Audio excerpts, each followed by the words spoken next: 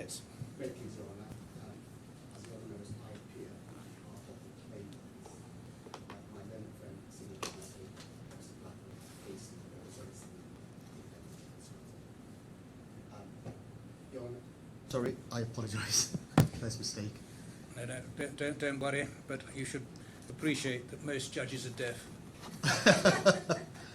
And most lawyers have loud mouths. Indeed, but anyway, you've got the mic, which is the main thing. Thank you, Your Honour. So, Your Honour, as Your Honour knows, the remit of today's hearing is the preliminary issue. Yes. Has Your Honour had an opportunity of seeing my skeleton argument? Yes.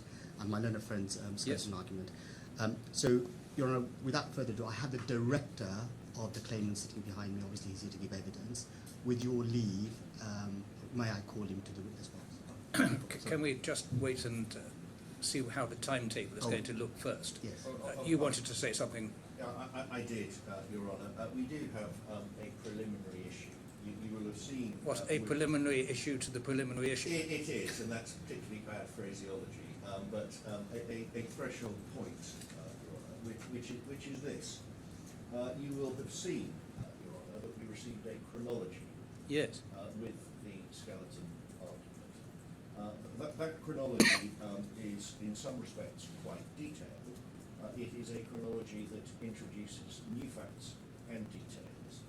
And for present purposes, what we would like to know is how this chronology was produced and whether it is said that what is contained in this chronology now is true and accurate. Is your real question whether or not this is part of the witness's evidence? Is that your real... It's really whether it's part of the claimant's case. But no, whether this is his evidence or not, it must be part of his evidence because detailed factual assertions are made in this chronology. I will give you one. As part of the standard procedure followed by Indian national banks, this is 2456, the Bank of Baroda obtained a credit opinion from other banks. I'm sorry, under what date are we looking at the chronology? I'm at 2456, 3rd and 5th of February 2024. And this is just an example because there are a number. Yeah. And looking at the second paragraph, as part of the standard procedure followed by Indian national banks, Baroda obtained a credit opinion from other banks extending facilities to this company. During this verification, Bank of Baroda became aware of bills of lading or related compliance issue. Yeah. So the reference to the standard procedure and the credit opinion, not something I've seen elsewhere. Now there are any number of subtle differences between this document and that which we've seen to date. But for present purposes, I really wanted to know whether this is part of the claimant's case and whether Mr. Garland has or hasn't had input into it. I think it is reasonably to be assumed that he must have done. Can you help Mr.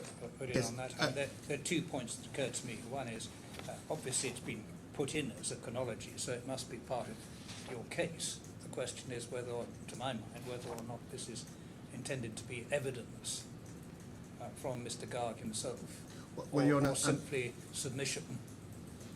It's actually submissions. A chronology attached to a skeleton argument is not evidence, it's argument. It was produced by my client, and obviously I prepared the skeleton argument, but I did look at the chronology.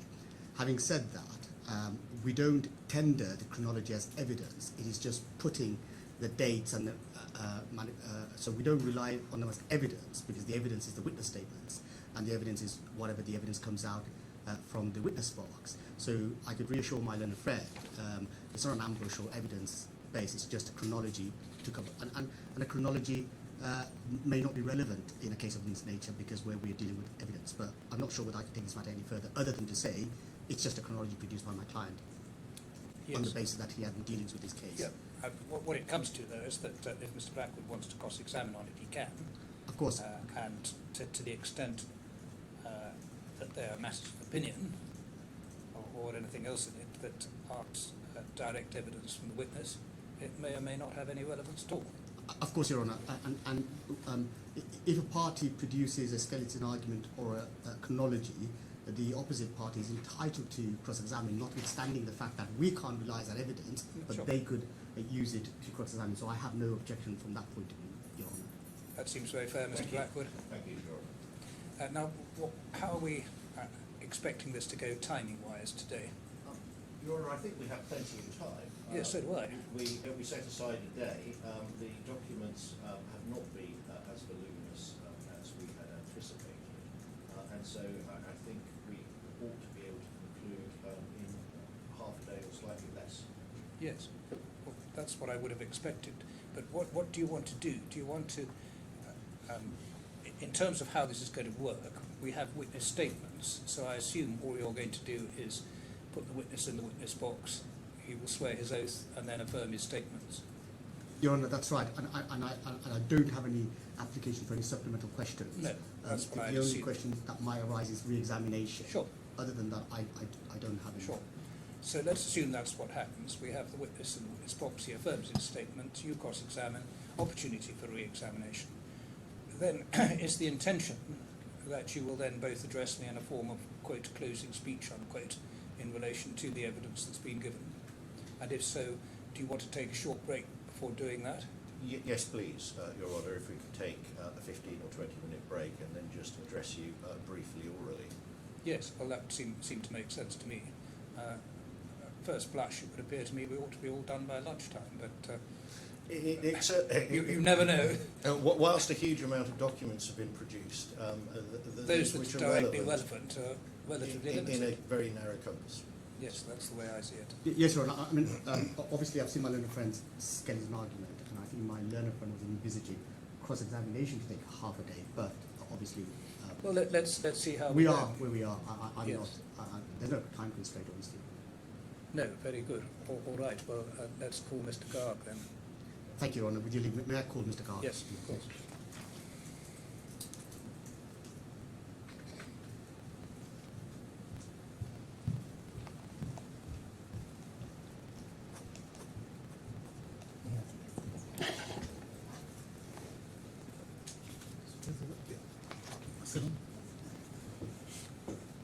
Please confirm your full name and occupation for the court's record. I'm young girl.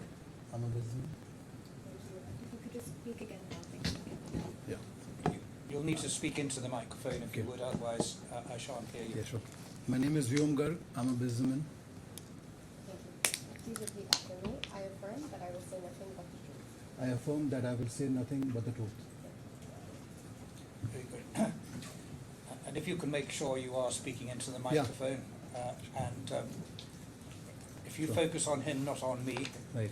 then you're more likely to speak into the microphone. Right. Thank you, Your Honour. Mr. Garg, can you give your full name to the court My name is Vyom Garg. and your address? I live in Jumeirah Island. Now, in front of you is a screen, Yeah. and I'm going to ask you to navigate to various. Thank you, Your Honour. So, if I could ask you to go to page 107, do you have a document that says claimant response to defendant? Yes? Yeah. You need to speak up, okay? Yes. Right, then, can I ask you to turn to page 157? 157.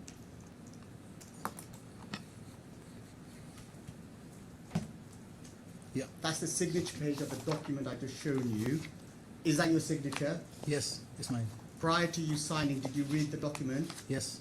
And do you confirm that the contents of this statement are true to the best of your knowledge and belief? Yes. Thank you.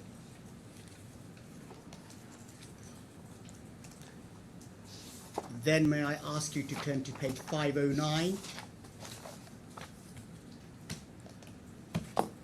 Yeah. Yes.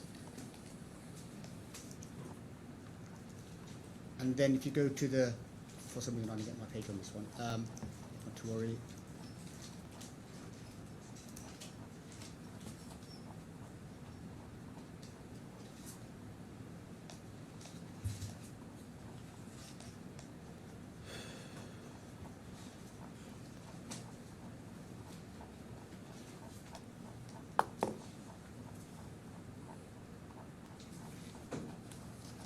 So can I ask you to turn to page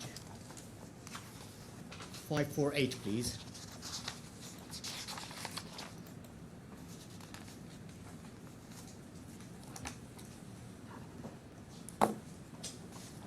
When you're there, let me know.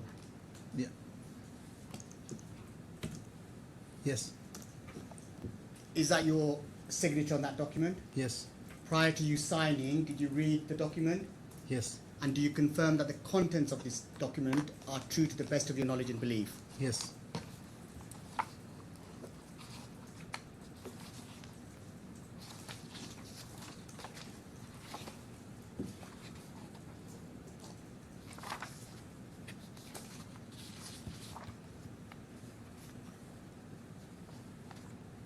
Then may I ask you to turn to page 1804. Yes. Do you see a witness statement of Vyamgarg? That's yours. Can you see Yes. that, the first page? Yes. And may I then ask you to turn to page 1809? Yes. Is that your signature? Yes.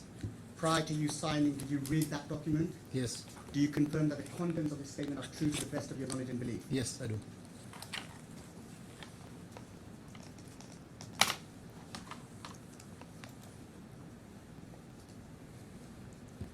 Then may I ask you to turn to page 2271? Yeah. That's the first page of your statement. Do you see that? Yes. And then can I ask you to turn to page 2281?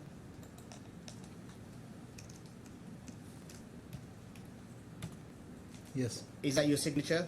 Yes. Prior to signing, did you read the content of that statement? Yes. And do you confirm that the content of that statement are true to the best of your knowledge and belief? Yes, I do.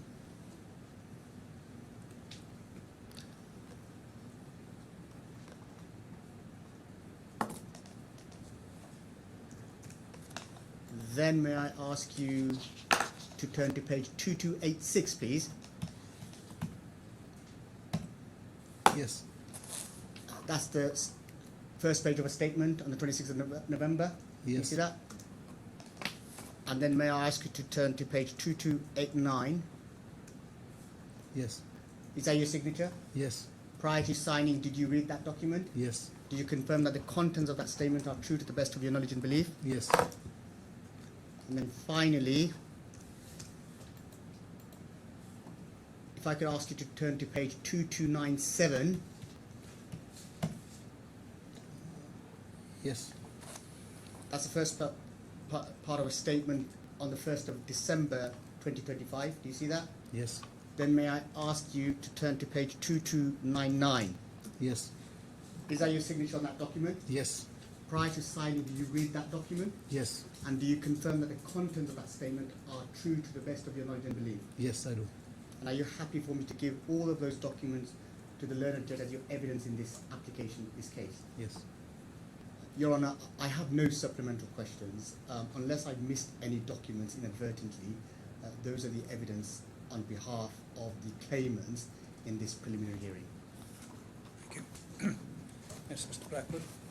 Good morning. Good morning. Now, you heard me discuss briefly this morning chronology. Yes. And Mr. I think explained that that is a document we drafted. Yes. Perhaps you could just bring that up on screen briefly, and that's What's the page number? 2455. 2455. Yes. This is a document you produced, isn't it? Yes. You produced this document very recently, did you? Yes.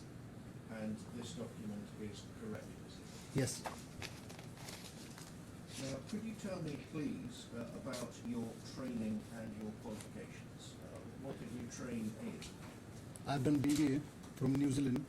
I beg your pardon? I've done BBA from New Zealand, Yes. Bachelor's in Business Okay. from New Zealand, and I've been in my business since 2008. And as I understand it, at the time we are considering, which is late 2023, early 2024, Yes. you had very considerable personal assets and means, is that correct? What does that mean? I mean, I didn't- You had a substantial amount of finance available to you. is yes, that correct? I had with my banks and my own equity at that time. So, for example, you offered a personal guarantee or personal or corporate guarantee to the Bank of India as security for increase in your trade credit facility of $20 million. Which bank is that? Bank of India, Dubai or Singapore?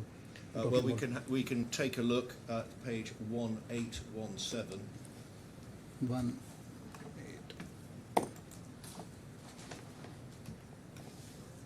8. Yeah. And you can see a personal corporate guarantee of Mr. Garg for 20 million. And Yes. this is you seeking an increase. If you scroll back up to the top, Yeah. I'm sure, so Bank of India, Dubai branch. Yes, right. So that is the one which I'm seeking. I have yet not given to the bank. This is a new proposal which we have given to the bank, and in that we have said if we have sanctioned this amount, then 20 million will be the guarantee which we will give, not in the form of some assets, but in the form of our personal guarantee. Thank you. And you did the same, I think, if you remember, for the Bank of Baroda. when you asked Yes, for it. yes. But that was in an amount of $10 million. Do you remember that? Bank of Baroda, which page is that? The Bank of Baroda is 1823. 1, 8, 2, 3. 10 million, yeah. Now, I understand, and this is taken from these same presentations to the banks, that Keshav, your company, was incorporated in 2008, as you just Right. told us. Is that correct? Yes, Was formerly known as Dreams Maker. yes. And I'd like to ask you about some individuals in your office. But before I do, how many jurisdictions do you operate in? Singapore and Dubai. And presumably you have personnel in both jurisdictions. Yes, For example, taken from your chronology, Miss Banu is based in Singapore. yes, yes. How many people did you have in Singapore working for you in 2023, 2024? She was the only one who was working for us. And how many people were working for you in the Dubai office? I think in 2023, somewhere close to 15 to 16. 15 or 16? Yes, something like that. 17 in all then? Yes. If I talk about Singapore and Dubai, yes. Do you have people elsewhere as well? Yes, we were trading in Africa, so I had a lot of team in Africa as well. I see. So how many of your team were in Africa? There must be about maybe 8 to 10 of the full-time people, and there Yes. would be some part-time. So in all, approximately how many people did you have in Keshav in your various locations working for you at that time? 25 to 35 approximately. In 3 locations, is that Yes, right? in Africa we operated in 2-3 countries, so yeah, total about 25 to 35, which were full-time, and there would be some part-time as well. So presumably you communicated internally between your offices by email or WhatsApp. WhatsApp, mails, calls, yes, all 3. So emails, calls and WhatsApp, all 3. Yes. Who specifically, if you can tell us please, was Sankeet Gupta? He was my chief financial officer at that time till 2023 end. And how about Mary Jacqueline Zayas? She was executive assistant to me and to the office. How about Mai Jamili? She was also into finance. She worked for a few months, but she was into finance, treasury. And how about Tanuj Singh? Where is he based? He is still based in Dubai. He is with me since very long. What's his role? He is into finance and I would say.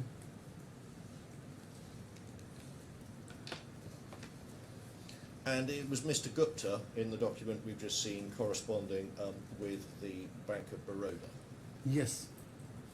Who was Nabeen Kumar Singh Rana? He's still my finance and accountant based in India.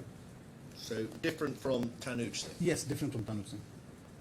based in India. So you Yes. have people in India as well. Only him for now.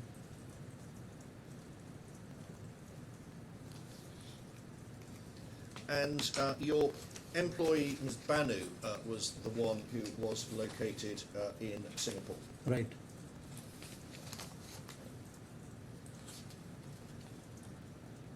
And you yourself make very extensive use of WhatsApp, don't you, as a means of communication? Yes, a lot. And you keep your WhatsApp records, as we've seen in this litigation, don't we? For Yes, example. linked to this, I would have kept whatever I could keep. Because it's an important thing for me to have records what I have. For example, you provided the WhatsApp group, many pages of it that you created in January 2023 with Mr. Jain, among others, haven't It you? was not created by me, it was created by ETG or my teammate between them. I'm sorry. Yes, I was a part of that, but it was not created by me. It was created either by ETG or by my team. Or by your team. Now, I would like to ask you, please, about the 21st of December Yes. 2023. How do you know that Mr. Somendra of the Bank of India Singapore contacted Ms. Banu? How do I know that? Yes. Bhanu is my employee, so after he called her, then the same time she called me to inform what he had to say. Well, I think that she spoke to one of the Mr. Singhs, didn't she? Yes. Not you, that's correct, isn't it? That's what Mr. you tell us. Suminder Singh was a trade finance manager in Bank of India, Singapore branch. So he was the one who called her first when whatever he had to say on 21st. So, Mr. Somendra is different to Mr. Singh, is he? His full name is Suminder Singh, I see, so it's the same person. same person.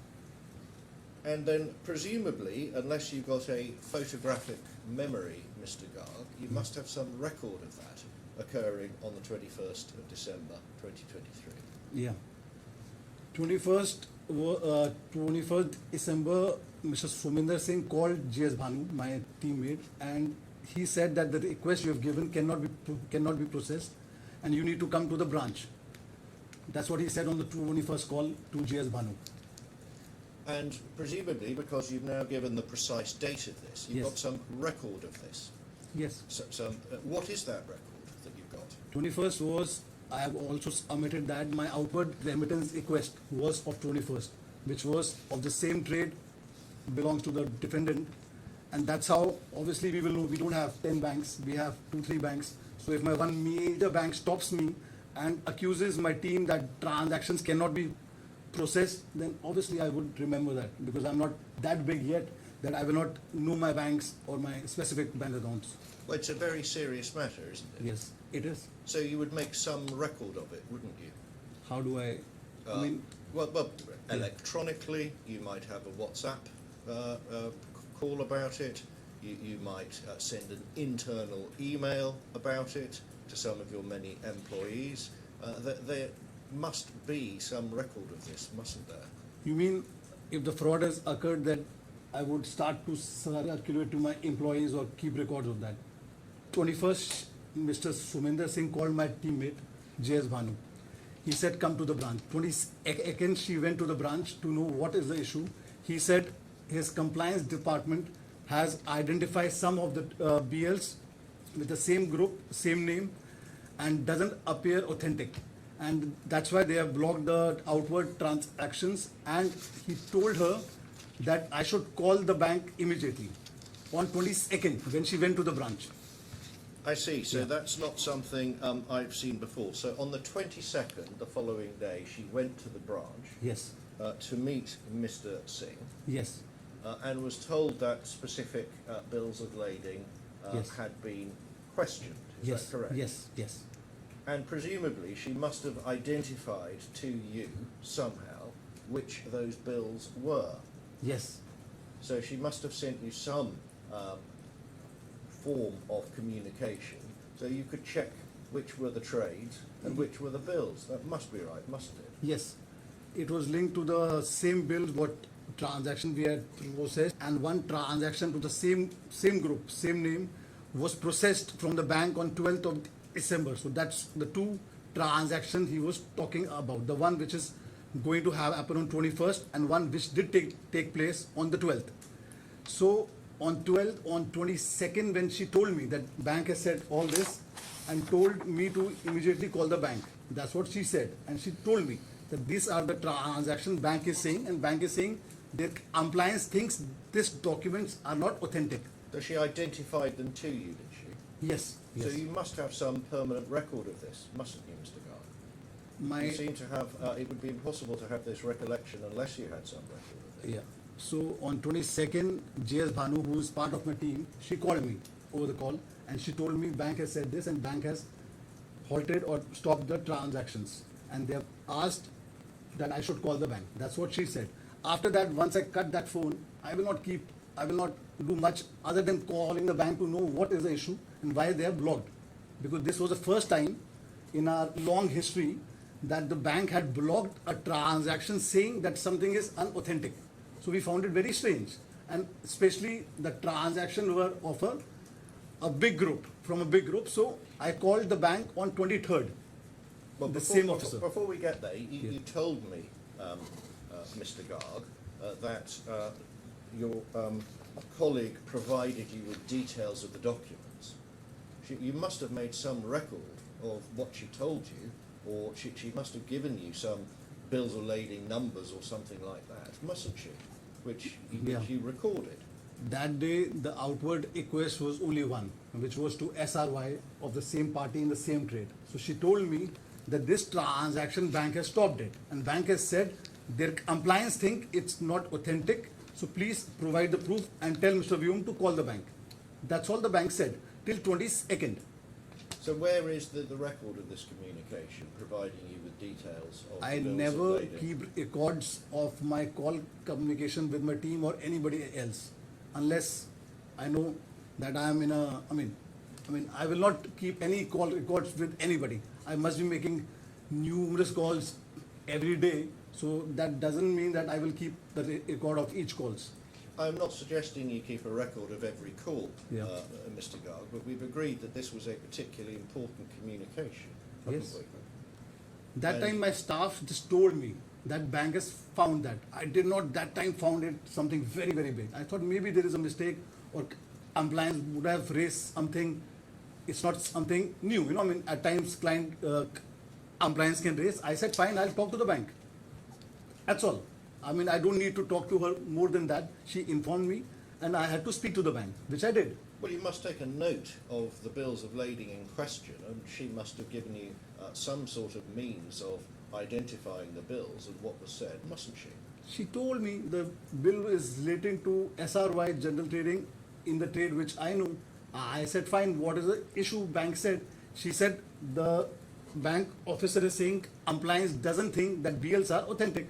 I said, fine, I will speak to the bank. That's what I said to her.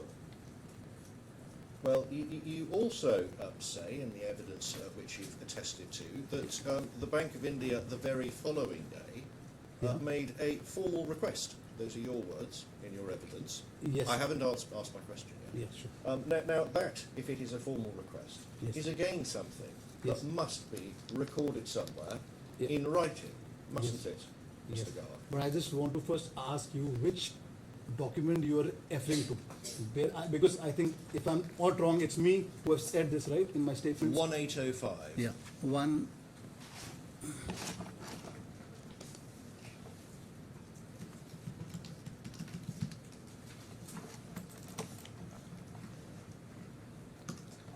Paragraph 12. 1, 805. yeah.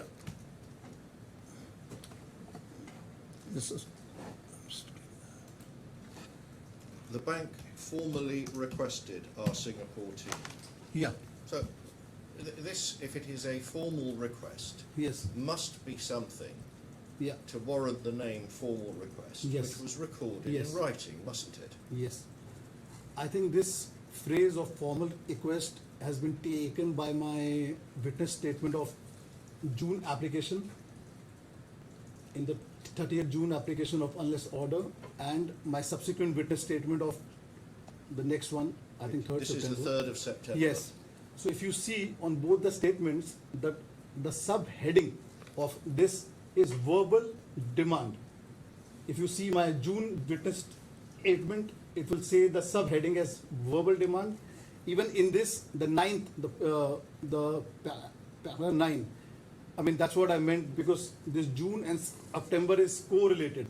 From the June, we made the 3rd September. So the heading only was verbal demand. Under that, I must have mentioned formal. And now I will explain you what is my meaning of formal. When bank says to my team that they have seized my account, I cannot provide, I cannot do any outward, and I need to submit the proof within a week or within few days. Those expression was formal to me, was not casual, because I've been dealing with Indian banks since very long. Banks have never told me in this way that they needed soon, 5 days, a week. So my point is the formal or some word which is from my own statement, the meaning was the expression. Well, at this stage, the banks hadn't stopped any of your transactions, had they? The first time they stopped was on 21st, and that was the last transaction in that bank, Bank of India, Singapore. Well, in your chronology, Yes. you say that this all occurred later, Mr. Garg, between the 10th and the 15th of January, when the bank replied no further outward transaction could be initiated. 21st, So we are still on the 21st of December, Yes. so that hadn't happened, had it? 21st was the first time the bank had stopped it. 22nd, they told my teammate. 23rd, I called them the first time. When they told me about this, I said, this is from a very big group who's one of the leaders in Africa, and the trades are with him. It's not possible that the BLs are not authentic. I need to check that if the compliance is saying. The bank said no, compliance really think they have checked, they have some more sources, they have checked. I said fine, if that is the case, I need to get back to them and check. Then I, as I've said in my chronology, I have met defendant 2 times between that time and then. For a week I tried my best to get the proofs from them, I could not. Then I must have made bank one more call, because on 22nd or 23rd I did not accept that the bank will block my accounts and I will just say fine. I kept on trying. So there was 2, 3, 4 more calls with Bank of India Singapore branch from 22nd to 15th of Jan. There must be 3 to 5 calls.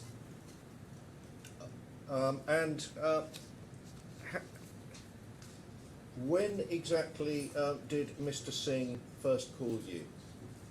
He called my teammate Jace Bhanu on 21st that she should come to the bank. She went to the bank on 22nd, and I called Mr. Singh on 23rd. And what did Mr. Singh tell you? What did he rely on to suggest that the bills of lading were, as you say, forged? He told me clearly on the phone that his compliance department, who takes care of this, has told that these BLs doesn't appear authentic. There is a transaction which has taken place on the 12th of December, which is of the same bill. So that's what he told me. And he said, you get us a proof and it should be fine. But don't argue if you do not have the proof. So I said, fine, there is no problem. I will immediately contact the defendant, who is a big size entity, and take the proof and solve the confusion between the bank and the compliance. So I did not argue with the bank then, because I had to get back to the defendant. Well, he didn't, as I understand it, according to your own chronology, tell you the bills were forged, did he? The Bank of India simply said that they couldn't trace them online, which is correct, Mr. Garg. No, the chronology is a short form of many discussions with the bank. That's a 2-page chronology, right? If I have to give details, call by call, each call, what happened, then it would have taken maybe 20 pages. So Well, that chronology would is a have been very short form. helpful. But that's why we're here. Yeah, but I'm here to answer that. So I think you're being asked why the bank was saying that the bills of lading were forged at that stage. Yes, what he told me that the compliance department of the bank, Yes. I don't know the name, who's the person in the compliance, he said they find these bills doesn't appear authentic. Because I don't know that. They said they have done their online because they cannot be tracked, first of all. And then he didn't tell me what all they did to arrive to this conclusion, but he told me that the BLs cannot be tracked and the compliance must have done some more checks, which I don't know what checks they did. So he told me, as per them, the BLs doesn't appear authentic. They have just blocked your account, but if you provide the authenticity proof, then that should be fine. And at that time, on that call, I did not think that I will not get him the proof. So, who do you say that you contacted to ask for another 5 to 7 days? Was that Mr. Singh again? Yes, it's the same call on the 23rd that I told him if that is the case, then I need some time. I need to get back to the company who provided these bills and I will come back to you. That's what I told him on 23rd of December. Now, I'd like to ask you some general questions about... Do you mind if I ask one further question, Mr. Blackwood? at this No, stage? no, of course. How many transactions would you have had in being at that time on the 21st, 22nd, 23rd of December? How many different transactions would your companies have been involved in at that stage? 21st, we had only one of this and one more, I think, which was not linked to this trade. But due to this trade, they said that they have put everything on hold until we provide this authenticity proof. So there would be no other transactions going on at the time? No. Well, I think it's right, isn't it, Mr. Garg, that you had 2 other transactions on the same day, one with the Bank of India, one with the Bank of Baroda. No, but I'm talking about Bank of India, Singapore. There must be more with the other banks. Yes, Bank of Baroda or Bank of India, DIFC. There would be more, but with Bank of India, Singapore, who blocked the account, there was only this transaction. How many were there in total Where in the various banks on that day? I do not have the count at the moment. Approximately. Maybe 2, 3, 4. Because it's a off time. I mean, it's the December month is not a heavy month, so there would be 3, 4, I think, in all across the banks. Can you take up page 1701, please? Yes.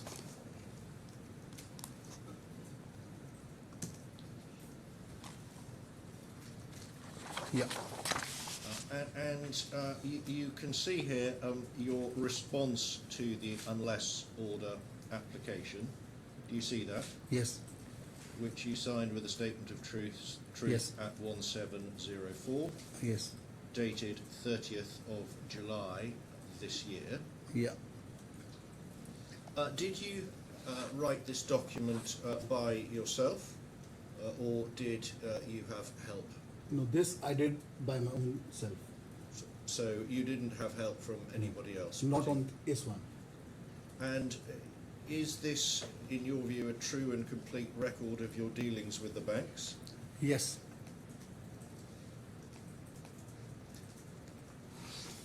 Now, let's have a look, please, at 1702.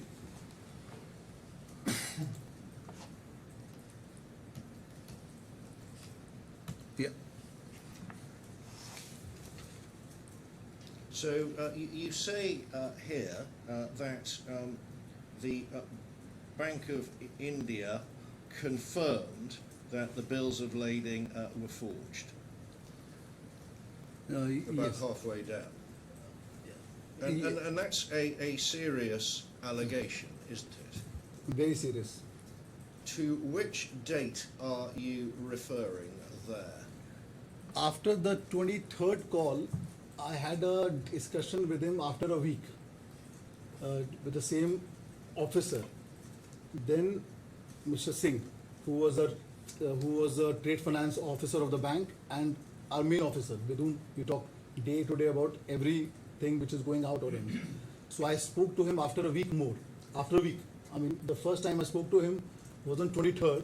After 6 to 7 days, I spoke to him again, and then I told him that I could not get the proofs, but the bank can proceed my other transactions. Other than this, they can block this one because I have still not have able to got the proof. Then he told me that it's a serious matter and it is not only the one transaction. Then he told me about some October transactions with the same group, which I might have sent the funds in October. Then he said the bank has checked all, and if you don't have the proof in a week, bank has told that to place your full account on hold and there would be no transaction which will take place. And if you do not give us the proof, then we would have to close the accounts. So that's what he told me on 28th, 29th when I called him after a week. When I requested him to not block my full account, just block this trade, and I'm still checking with them.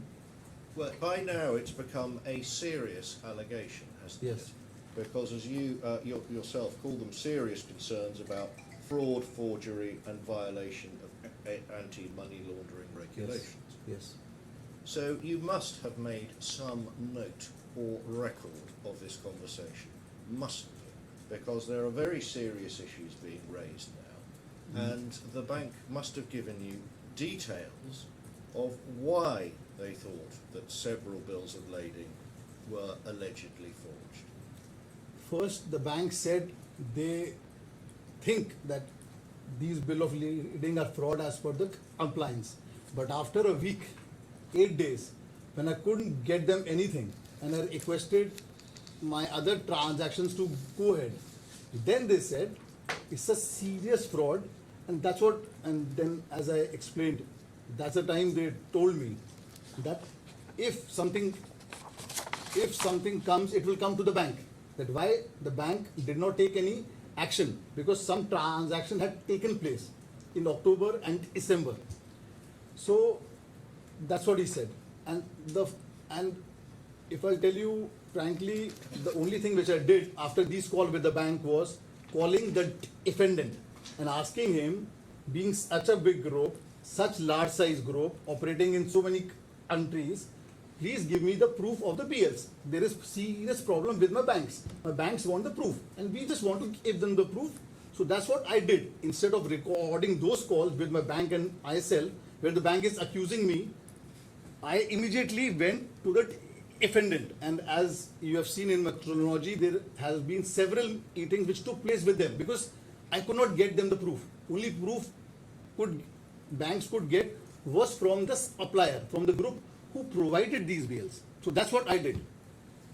Well, it's simply not credible, is it, Mr. Garg, that there is no record at all of the bank making what you call very serious allegations, either coming from the bank to you, or that you made internally, or of any checks that you've done with any of your staff. That is not credible, is it, Mr. Garg? The time when the bank will accuse somebody of a fraud which he has not done, my focus will not be to keep the records or evidences or the call records. My motive would be to solve the issue, and it's a fraud accusation against me, because the bank, the client is me. Client is not ETG for the bank. So if the bank is accusing me, so my first motive has to be to solve this issue, who has created this issue. Because in my mind, there was no doubt that if anyone is responsible to answer that question from the bank, is the person who provided the PL, which is ETG in our case. So I don't know why will I keep those records of the calls which I made with the banks. I mean, normally maybe somebody else would do that, but I wouldn't even think about that. If I knew that I would be in a courtroom in 2 years' time, then yes, maybe I would have kept the record. But that was not. Well, it's not just records of calls, is it, Mr. Garg? It's internal emails with your other employees and people who work with you to ask if they could shed light on any of this. it's any, as you said, WhatsApp communications, which you are very adept at using. There must have been, if this were correct, some records of you communicating with somebody at this time. That must have been the case, mustn't it? Yes, I was communicating with the banks through my phone because I live in Dubai. The bank is in Singapore. So the only way I can communicate with them was over a phone call. I made the phone call, the communication was done, the call was ended. That's all. So presumably, if you were using your phone, you must have used WhatsApp as well then? No, in Dubai, WhatsApp does not work on the calls. So whatever calls I made was a normal calls. But WhatsApp does work for messages. Messages, yes. And that's what I'm talking about, messages, not the calls. Yes. But I have communicated with my banks on this issue over calls. I've not even thought of messaging my banks about the fraud BL, which the bank is accusing me. I will not do that. I will want to, if there is an issue, I would want to talk over the call. And you must have sent internal emails to other people within Keshav, mustn't you, to ask them questions about these serious allegations of fraud, forgery, and a violation of anti-money laundering regulations? Yes. The only question I could ask that time was with ETG. Why there was no question to be asked with my own team. If some questions that time occurred in my mind or it came in my mind, what bank told me, what I was feeling, the only person or entity I felt I should talk and ask my 10 or hundreds of questions was with the supplier group called Export Trading Group, ETG. So I asked these questions with them when I met them 2-3 times in that same month. So is it really your evidence that you spoke to nobody in Keshav about these very serious allegations? My internal team would know that. My senior accounts, my banking guy, JS Bhanu, she's my teammate, she would know it. My internal team, just the core internal team will know it. I will not want this to go out to all my employees, which could further lead to what will I get if the bank has accused me of a fraud. If I call a team's meeting and announce it to my team, then what will I get? It will circulate more. So obviously I was also a bit skeptical, and I didn't want to share this with everyone. But yes, my close people who was there, who was handling banking, finance, they knew that. So there must be communications then between you and your close people. That is obvious, isn't it? There must be. Emails, WhatsApp. No, I will not even think to mail my team on this issue. What will I get? For example, I have a team and I'm sending him a mail. He's in my same office. I'm sending him a mail that one fraud is. I will not do that. If I have to talk to them about something, I would talk to them face to face. Well, even if it's an email saying I need to speak to you about a trade with the Bank of India urgently, you must have. Teammate. There must be some form of internal correspondence. With my team.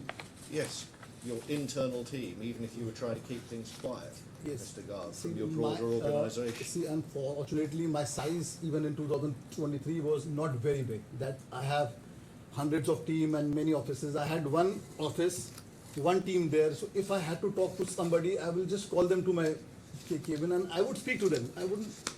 Well, you said you had 25 All together, yeah. or so people, so it wasn't that. Well, I suggest there must be something, Mr. Garg. It's simply incredible if a allegation of this seriousness was raised, that there is no record of it coming from the Bank of India. I don't see I haven't any. finished yet. No record at all from you speaking to any of your internal colleagues.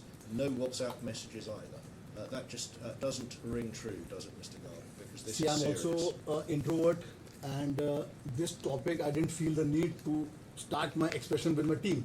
That's what I'm saying, because my team could not help me in that case. Only person or only company which could help was a company who originated this. So my all thoughts went to that, to talk to them, not to my team. What will I get with my team? If I even talk to my team a lot more, call the sessions, I will not get any output from that, because they have no control over these BLs. They would say to me also, sir, if there is something you need to do, you need to talk to ETG, who provided you these BLs. So, you did send two messages to ETG, as I understand it. Yes. That's correct, isn't it? And as I understand it, you spoke to Mr. Singh, the Chief Executive of the Bank of India, explaining to him that you had communicated these two messages to ETG. Yes, the mails. I sent the formal mails to ETG on January 3rd and 8th. And presumably, since you were trying to reassure Mr. Singh, you copied him in or explained that these legal notices had been provided. No, I didn't copy to him. I just told him that I've sent legal notices to them, and my team also provided the branch the copy of the content because my staff JS Bhanu lived there in Singapore, so she also provided that. So yeah, I'm sorry, I didn't get that answer. I'm sorry. Could you No. just repeat what you Yes, said? yes, sure.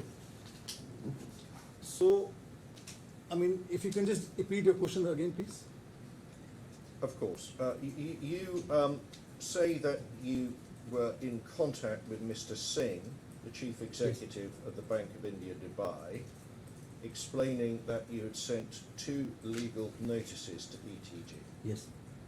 which presumably were sent to Mr. Singh as well. No, it was not sent to him. It was sent to ETG, and then when I sent them, then I told the bank just to prove that I am not the person who's involved or who knew about this at all. So I told him but so after I sent on 8th, maybe 9th or 10th, I must have made one more call to Mr. Singh. He was not the chief executive, he was a trade finance officer, and he was the relationship manager for us, for the account. So I told him about this, that I have done this, for which he said he doesn't care, it's not linked to us, it's you and your client, bank is linked to what is with the bank and you. So, But how could you prove anything, Mr. Garg, if you merely told Mr. Singh? You didn't actually send any form of communication, for example, attaching the notices to ETG. You can't possibly prove something on the telephone, can you? I'm sorry to interrupt. I mean, those are my submissions because the evidence is the evidence. My developer makes submissions on that. How is the witness to answer a question of that nature? I see the point, but put it Yeah, to the witness. I'll and put let it slightly differently. yes. How did you intend to prove something to the Bank of India Yes. just on the telephone? No. When I spoke to the bank the third time, I also, my teammate, JS Bhanu, who was working with us in Singapore, my teammate, she gave the banks lot of contracts of what we had executed with ETG, invoices, contracts, and more things about ETG. So just to interrupt you, when did that happen, please? It would be between January 8th to 10th, before the third call or fourth call.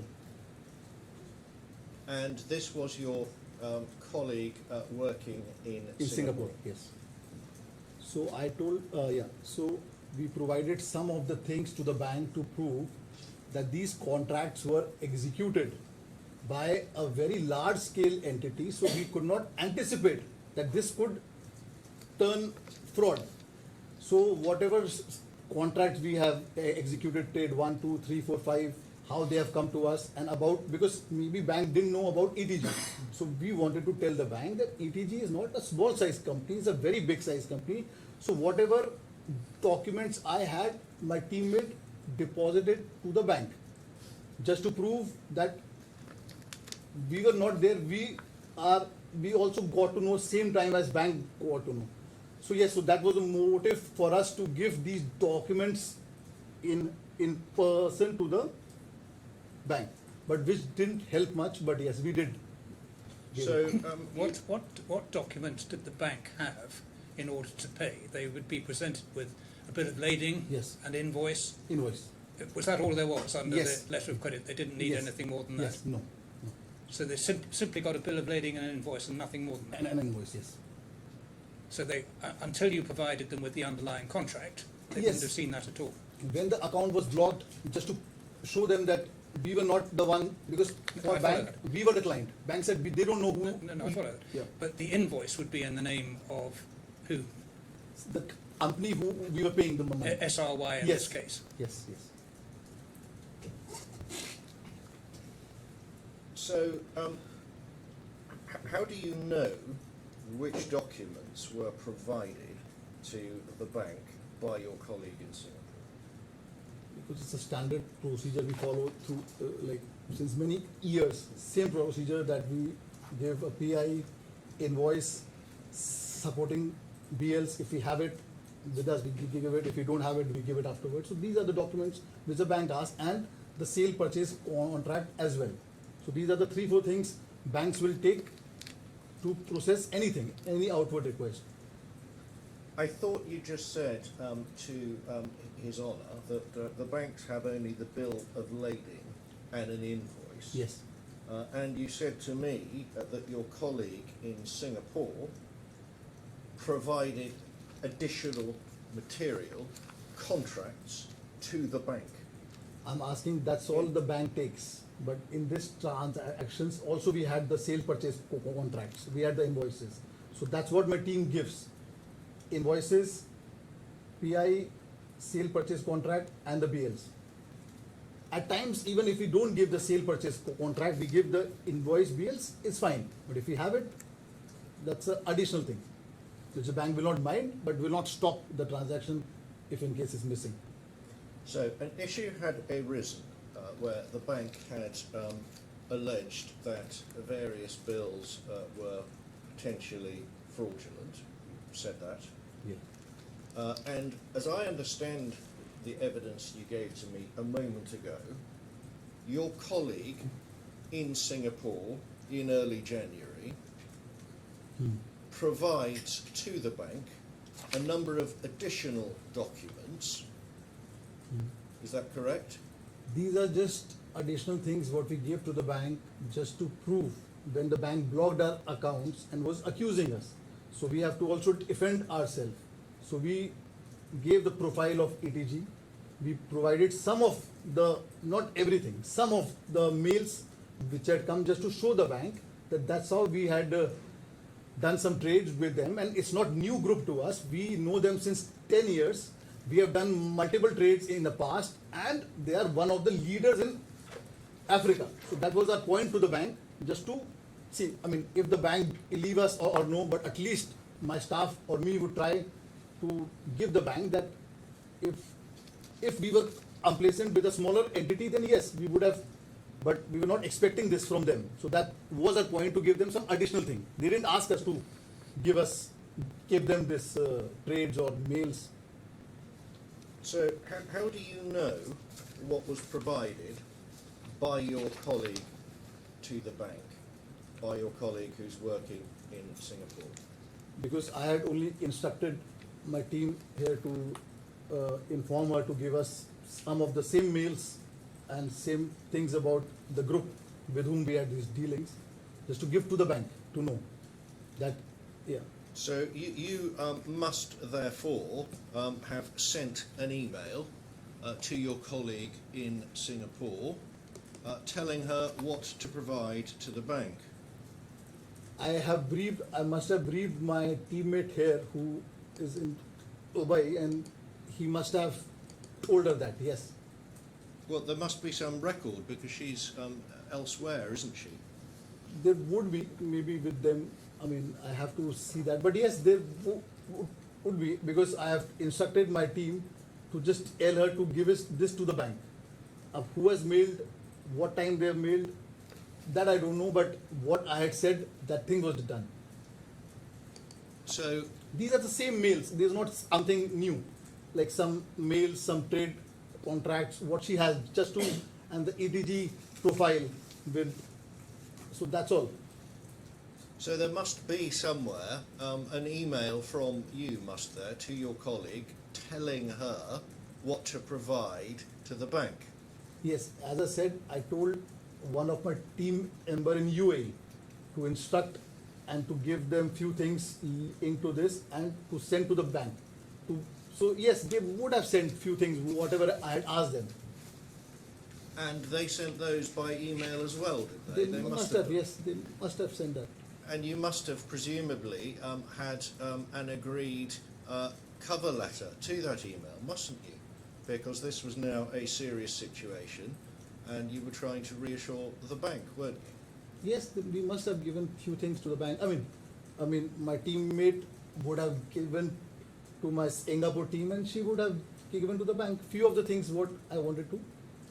So why hasn't any of this been disclosed in this action, Mr. Garg? Because you will know that you were supposed to make disclosure for the purposes of this hearing. But this is And we have seen none of these emails. no, this is some internal thing which is not linked to the case. Not it's my evidence. It's a bank which I'm speaking to in whatever way. There are some additional document which we have told my team to give to the bank. It's not linked to this, and I have not relied on any of the internal stuff which we have done with our teammate. So, I mean, I don't know. Well, it's plainly untrue, isn't it, Mr. Garg, that this isn't related to the case? Because these are documents that you say you provided in response to a bank raising serious allegations of fraud. So it is obviously related to the case, isn't it? Yes, but it's not something new. It's the same trade. Like the bank has the BL, bank has the invoices, but how they came? They came by mail to us. ETG sent those via mail. So I must have told my team just to tell my Singapore team to give them these additional things and a profile about ETG. So that's all. It's not bank asked me these things, or it's not that it helped with me. Just to give the bank to talk, we gave whatever we could do, because we could not get the proofs from ETG. We could not get anything. They didn't want to talk to us. They started to ignore us. So whatever we could send just to save our little bit of face, we did that. Did you understand that for the purpose of this hearing you were supposed to provide documents and material relevant, whether those documents support or undermine your case? Yes. Is that something you understood? Yes, very So well. it's not just documents that you rely upon, is it, Mr. Garg, that you produce? You're supposed to produce all of them, including these documents going between your Singapore office and the bank. That was, yes, I have provided more or less everything what I had. Whatever was in my possession, I have said. And these are internal things which my team must have told my Singapore team, and they must have given to the bank. So is it correct that you've not disclosed anything internal, like internal emails or WhatsApps? I'm and the not like? relying on the additional thing. That's not my question. Yes, sorry. What you're relying on, that's why I read you the order. Yeah. Is it correct that you have not disclosed anything internal because you're not relying on it? Is that correct? Because I'm not relying, I don't have it. Well, we've just established that you communicated with Miss Banu in Singapore, Yeah. and she communicated with the bank in turn. Have Yes. you done a search of her emails for the purpose? I don't have the access of her mail, and many of my teammates who are not part of me now. Did you ask her for her emails from this period? Did she provide them to you, or did you even ask her? No, I have not taken that because I do not have the access of the emails of her and. So you didn't ask her, is that No, correct? I have not asked. Did you check your own emails to her? Because I think we agreed you must have sent one. I have not sent any mail to her. My team in UAE would have sent her some mails which look after the documents or something more than that. Have you checked the emails of your team in the UAE and disclosed those emails? Whatever is linked to this matter, I have that. I mean, I have done that disclosure. Well, where is this email from your Which team? emails? The team from your team in the UAE to Miss Banu, telling her to produce certain documents to the bank to try to. I don't have that mail. I mean, I do not have that mail. Who sent that mail? They sent to her by mail, they sent to her by WhatsApp. She had the record. I don't know. I told my team to give this to the bank, and that was given to the bank by hand, because it's not linked to the trades of the bank. So we cannot mail these things which is irrelevant for the bank. So she just showed the bank like a profile which you can print it on the internet also. If I go on the ETG website, I can print that website. The trade mails she had, the trade BLs she had. So I'm just saying it was not something that big in which we have to. I just instructed my team to give this additional thing to the bank. That's all. It was done up. What they did, how they spoke, what date they mail, I don't have that. I don't have that. Well, And I will not remember the thousands of mail each day, each messages. I will not, because this is not linked to my case, and I have not relied it. It's my internal communication with the banks and with my staff. So it can happen in any form. And I again repeat, we are a small to mid-size. We were. Now we are not. We were a small to mid-size entity. We do not work like corporates. We do not have each record of everything, the mails. Maybe they have it, but we do not work with that style. So do I understand you correctly? You have not checked any of your internal emails for the purpose of this application because you're not relying on them. Is that correct? Yes. This particular communication that went to the Bank of India, it had profiles and various contracts, as you said. Now, presumably, if this was delivered by hand, as you suggested, Yes. there must have been some cover letter or some explanation as to why you were giving the documents to the bank.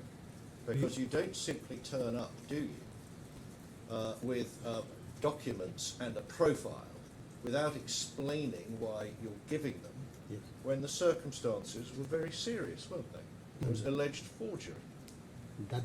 We were accused with that, and in return, after my 8th or 9th January call with the bank, when the bank told me a few things which they said, so my staff would have given the profile of this big group and one to additional mails which she anyways had to the bank, just as a hard copy, to the trade finance officer who has accused us, who has blocked our accounts. So I mean, that's all we did. That's what she gave. I really do not know what was the mode of her, how she went to the bank. My job was to tell my team to do that. It was done. There's not much I would want to say about this. Okay, well, we'll move on. Now, as I understand it, what in fact happened Yeah. is that one particular transaction did not progress.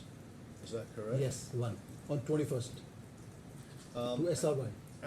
And then there was a more general freeze, was there, of your accounts? There was, yes, then there was a block and then the freeze. Now, there must have been, if that's correct, you must have received some notification from the Bank of India, some formal notification from the Bank of India, Yeah. telling you that there was going to be a freeze, mustn't you? I just explained you, we had a call on 23rd with the bank manager. Then I asked him 1 week's time. I will finish the Bank of India full order now so that we can understand it much better, and then we can talk on that. 21st, Singapore Bank told my account officer J.S. Bhanu that this transaction cannot be proceed. Please come to the bank. 22nd, she went to the bank to ask what is the problem. The bank said compliance thinks. Bank has not yet said it is proved. Bank has said compliance thinks these BLs are not in order, so please give us a proof and tell Mr. Vyom to call the bank. Then 23rd, I called the bank. Bank told me the same thing, what I have explained. I asked the banks 5 to 7 days so that I could check with this big group, because this group is big. I cannot reach to them on 24th. So I asked them, give me 5-7 days. If this is true, we will have the proof. So I asked them 5-7 days. After 7-8 days, when I called the bank to tell them that block this transaction and I will not in future do any more trades with this group, but at least allow my other transaction to go on. They said it's a serious matter. Compliance is checked. You have not just made one. you have made 4 to 5 transactions to the same group in October, in December, which did take place. And if the bank allows you to work, things will come to the bank. The bank is complicit. Bank has identified the fraud, and bank is keep on going as, is this a normal? He said things cannot be unblocked and no transaction will take place unless you don't give us the proof.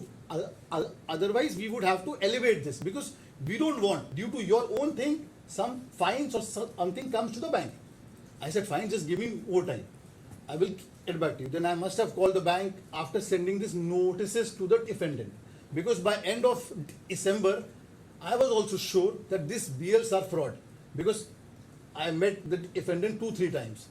What they answered me, what transpired in that meeting, it was hopeless to think something else.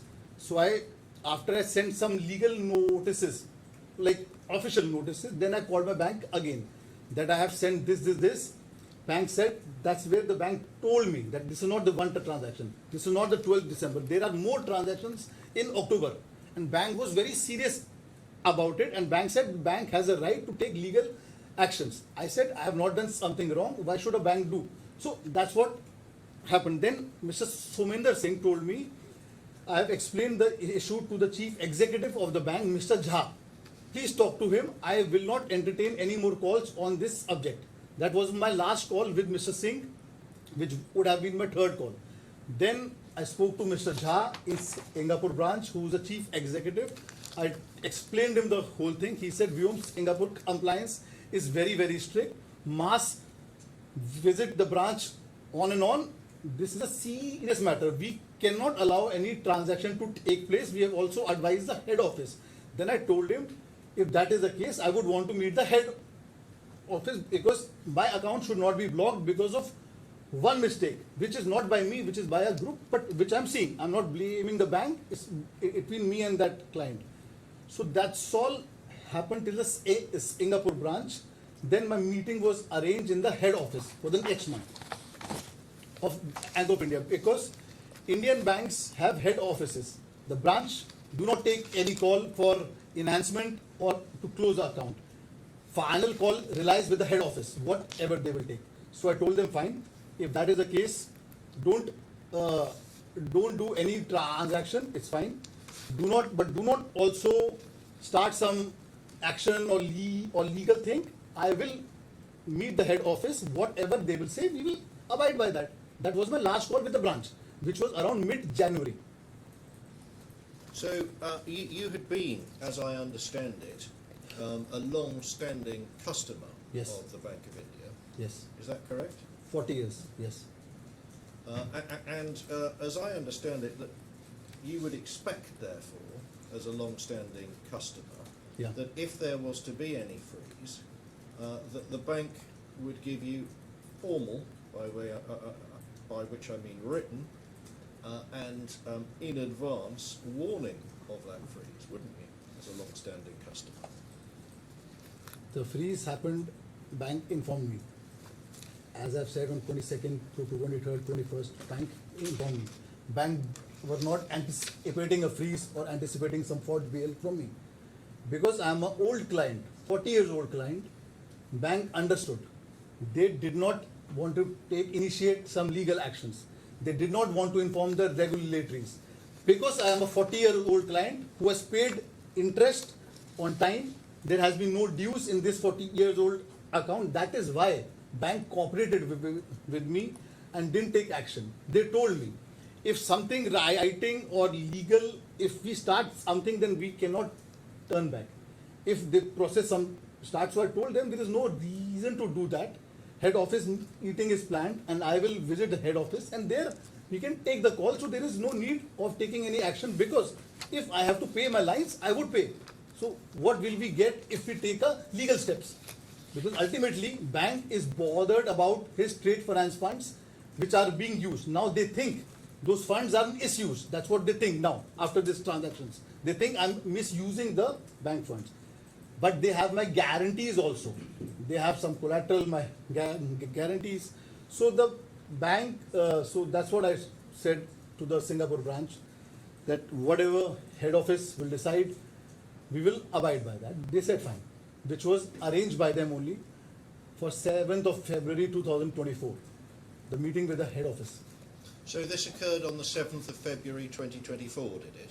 No, the meeting with the head office, the last meeting with the Bank of India, after the branch communications, because first 4 calls were with the branch, from 21st December to 15th of Jan approximately. Then when we could not arrive to any solution, bank did not want to process any more requests. Bank wanted to close my accounts. Then it was decided that head office meeting will be planned, and then they will take the call, what they have to do, but we will not touch any more outward of a single dollar from the bank. So when do you say that your account was blocked? 21st of December. 21st of December. So the whole account was blocked on the 21st of Singapore account. Singapore account. My Singapore account got blocked first. Then I've discussed, then I've just explained you from 21st to the mid-January what all discussions I had with the branch in 3 or 4 calls. Then the head office meeting was planned for 7th of Feb, which was arranged by the Singapore branch itself. What you tell us in your chronology is that on the 21st of December, as I understand it, it was only this particular payment that was halted. 21st, how it started. The payment was one, because after this payment, we did not give any outward request to the bank. There was no more further request. This was the last request, 21st. It started from 21st.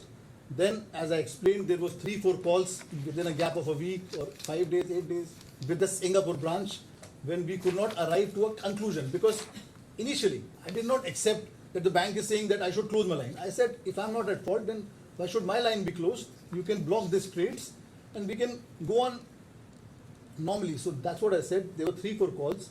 Bank did not agree. Then a head office meeting was planned. So before we get to the head office, Yes. As I understand it, you say there was some general blocking of your Bank of India account. Is that correct? Yes, on 21st December. That was the only block. First and the last block. Well, it's not what you say in your chronology, which is that between the 10th and the 15th of January, the bank replied that Yes. no further outward transaction could be initiated. Yes. So that seems to be a suggestion that that account from then is blocked. That's what I'm saying. It was blocked. But I did not say when the bank told me first time blocked, I thought we will resolve it and those trades which were unauthentic would be blocked. But when I called them on 10th or 14th for other outward requests, I told them that you block this SRY, you block any trade linked to this group, you can do a scrutiny of any new trade, but they said they will not touch any outward. So these happened between the call from 10 to 14. I even tried, as I said, I even tried to tell the bank that I have from my side initiated legal notices, but it didn't help. And that's where we ended up in the branch of Singapore and all was shifted to the head office in India, in Bombay. That I have to meet them and then they will take the final call. You've been a client of the Bank of India, as we've agreed, for many years, haven't you? 40 years. And I suggest to you that if this is correct, there must be some written record of you updating not just Mr. Singh, but also the Chief Executive of the Bank of India, and the bank replying, as you allege, saying that no further transactions take place. They simply would not do that verbally only, would they, Mr. Garg? It's a serious matter and you're a long-standing client.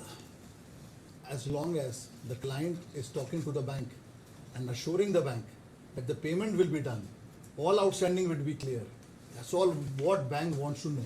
Because bank knows me and it's a case of fraud. As I've just told you, they found more transaction of October, December to the same group and same company SRY done from our account. So bank would not want to also put themselves into a issue to write this and then they didn't take any action, because as per what they told me, this I know now, I didn't know this before. What bank told me that if bank put anything in writing or take any steps, then bank cannot just stop it or do half things and half not. So that's what I was explained by either bank. I was not experienced in this fraud, and it was for us the first time some fraud like this would have taken place. We have done many trades. I myself have worked from 2008 till 2023. Must have done many BLs. For us also it was the first time. So we were not experienced how we would behave, how the bank would behave. Bank wanted to protect themselves. Bank wanted his payment. I assured the bank that if we do not reach a solution, I will pay the bank. Well, presumably the bank has a duty to report these things and record these things, doesn't it, Mr. Garg? You must know that. You quoted yourself a reference to... I apologise for interrupting.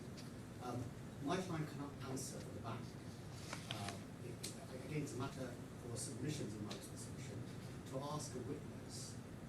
Sorry, to ask a witness as to what the bank should do and could do. I hadn't finished the question. Well, he can be asked what his understanding is, but I understand what this witness is saying is the bank didn't want to escalate this as long as they were confident they were going to get their money back from the client. That's the essence of what's being said. But there are documents, Mr. Blackwood, aren't there, that show that the request was held on payment on the 21st of December. I beg your pardon, Your Honour? Well, I'm looking at a document which emanates, I take it, from the Bank of India and Singapore. 21st December, request hold, payment of SRY of 354,144. Yes, indeed, Your Honour. I was talking more now about the general freeze Right. of all of the accounts, which is why I moved on in the chronology. Okay. Let's go back, please, Mr. Garg, to page 1702. 1702. 1702. Yeah.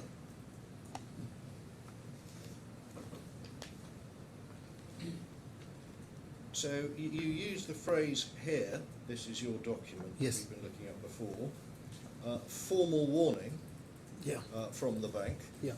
This is after the freeze that we've just been discussing Yes. in the middle of January. Yes. This, if it took place, would again have been some form of... Sorry, Mr. Blackwood, where are you referring to on that page? About halfway down, Your Honour, under paragraph 3, Yeah. following its internal review. Got it, thank you. Yes. Yes. So this again is a reference to some, or suggests a reference to some written warning, even if the bank were trying to keep this low key. That's correct, isn't it? Which line is that? In consequence, after AML regulations, in consequence, the bank immediately froze Keshav Global's account Yeah. and issued a formal warning. Yes. So that Yes. would have been, Yes. even if the bank were trying to keep this low key, some form of written warning, wouldn't it? As I said, the heading of this is verbal demand for immediate closure of credit facilities due to forged document and regulatory violations. The heading itself is called verbal. In this, there is some word which I have only because this is a statement I have done without any legal assistance, so I know this. Formal means the expression, the tone of the bank, how strictly they told me or my team that bank will take legal actions if you don't give us a proof or you should close the accounts. So the meaning of some of the words, expression which has been only, these are my statements done by me where the heading is clear. So my meaning of formal was strict, the tone, expression. That was, I meant formal. And you say in the following paragraph that the matter was escalated. Yeah. Now, which documents did you provide? I'm referring to documentary evidence. And which comprehensive clarifications did you provide about the time you had a meeting with the bank's head office in India? Yes. The document which I provided them, other than what they have, the trade document, BL, no, not that. ETG profile, that was our main document for the banks in Singapore and bank in head office. That this is a profile of a group and some of the mails which had come from, and a few mails which had come from them to us. So that's the additional documents we took or we showed the Singapore branch, and the same thing I showed to the head office. That for me to anticipate such a big group will do this was not possible at all. It's like, that's what I meant to the bank, and how I wanted to explain was, if we go to Apple store, we buy an Apple phone, for sure we are not going to check at the back if it's fake or no. So that was how I wanted to explain the bank, that this was a big group, a known group, one of the leaders in Africa. I was not expecting this, and I could not anticipate this. Presumably, you failed. Are we talking here in this paragraph about the documents which were provided by your colleague in Singapore, or are we talking about something different? No, same thing, Because- same two documents. Right, so this came before your meeting and the high-level discussions in yes. India. Presumably you flew to India to go to this meeting, Yes. and this must be recorded somewhere Yes. in an Outlook calendar or some form of email. The only thing I could give is my passport, which is there with me, and the stamp of immigration of what date I arrived in Bombay for the meeting. So that is how I also remember the exact date by the stamp. That's all I have, the records. Well, you must have purchased a plane ticket unless For you sure, got there some for sure, other way. For sure, So that's have what I'm saying. records of that. The passport immigration stamp is the biggest proof anyone can give on the day when he arrived that, I'm sure. And you must have some entry in your Outlook or however you record your I appointments, don't record that. WhatsApp of this meeting. You must keep No, a diary of your meetings somewhere. Yes. Otherwise, you'll The double diary, book. the diary would be, I'm sure, with the Bank of India head office in Bombay. If we go to their reception and tell the receptionist to get on the full records, then I'm sure they would find it. But I have my passport and immigration stamp of that day where I arrived in Bombay from Dubai. Do you keep any form of diary at all? I'm very bad at this. I do not keep anything. I just talk on the call or WhatsApp. That's what I do. I'm not a very organized person. I'm not. Maybe I would be after, but till now I'm not. You must, though, have some record, mustn't you, of having travelled to India for this meeting? Yes, Because the flight other- tickets. The flight tickets would be there, but I have to check that.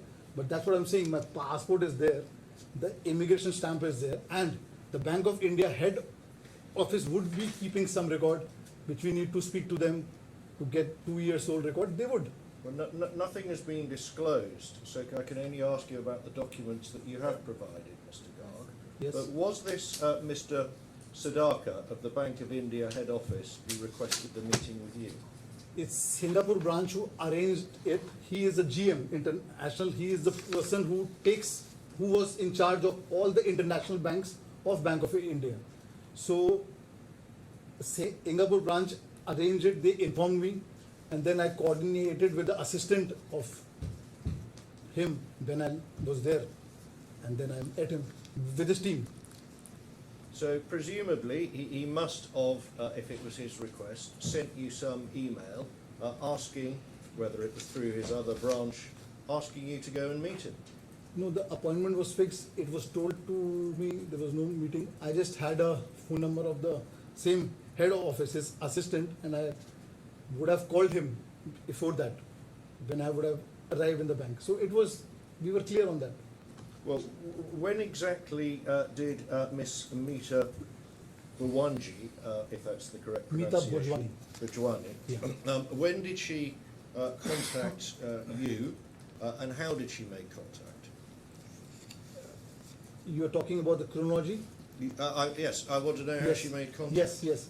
She contacted me in the last week of January. I do not know the exact date, but somewhere close to the last week of January 2024. That she said that she has heard the Singapore branch has called them, as they do talk about the accounts, that they are saying there is some issue. So she asked me to come to the branch in the IFC. So that was the first call she made to me of this issue, because so far I had not discussed this issue with Bank of India, DIFC, or any other bank.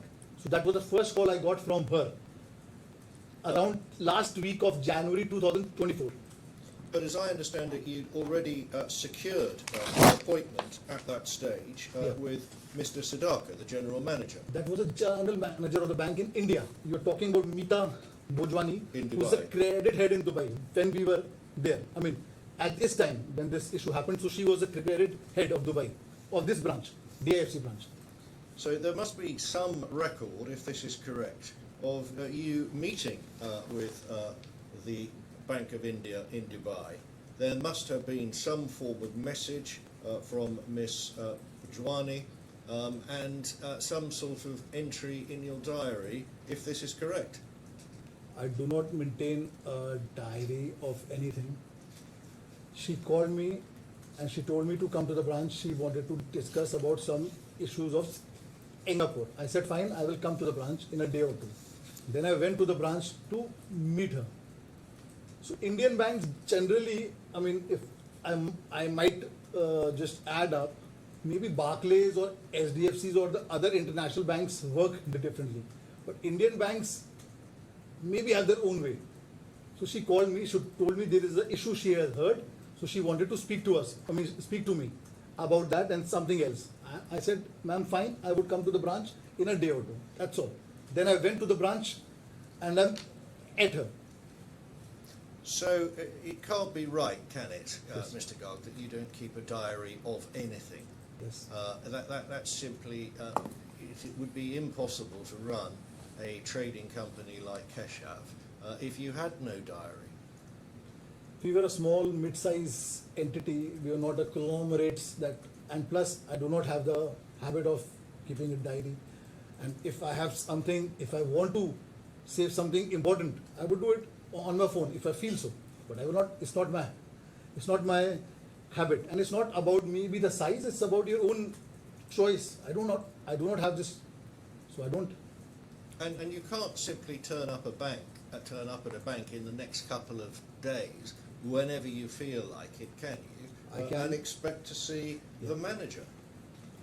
That's what I'm saying. These Indian banks we know since very, very long. Even now, after this court hearing, if you want to come to the DIFC bank, we can go together and we will meet because they know me since long. For example, now the relationship is a bit strained, but in the past, if we have some work, we will call, take appointment and we'll meet. Bank of Baroda, same thing. And I can explain this, I have gone there many times. And this meeting, what you are saying, she called me first. I said I will come to the branch in a day or two, and I went. I haven't taken a prior meeting appointment before. So what do? You simply turn up, and if she happens to be on the Palm enjoying the Yes. beach that day, you try your luck another day, do you? No, if she has said she will be in the bank, I will go to the bank. If she's very occupied, I will wait in the outside area. If she's in the Palm, in the beach, I will go back. I will come back tomorrow. Fine. I suggest to you that can't be the way you conduct your business. That's how I used to do. There is no rule how I should go to a bank or meet anyone. These are my bank anchors I know since long. And if there is an appointment of 28, they have never fixed the time or specific spot. And if I have to wait, I would wait.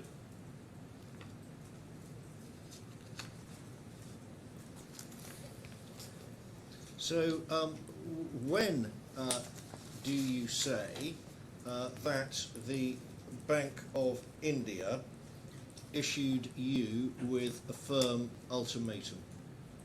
Bank of India, Singapore or Dubai? Which one? Give me both if it's different.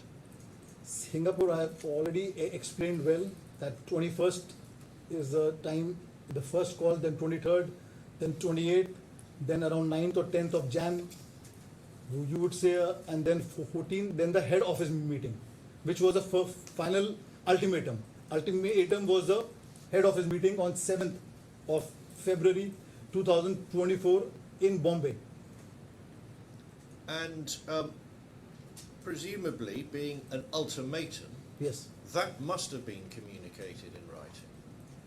Ultimatum, same thing. As I said, the meeting took place with Mr.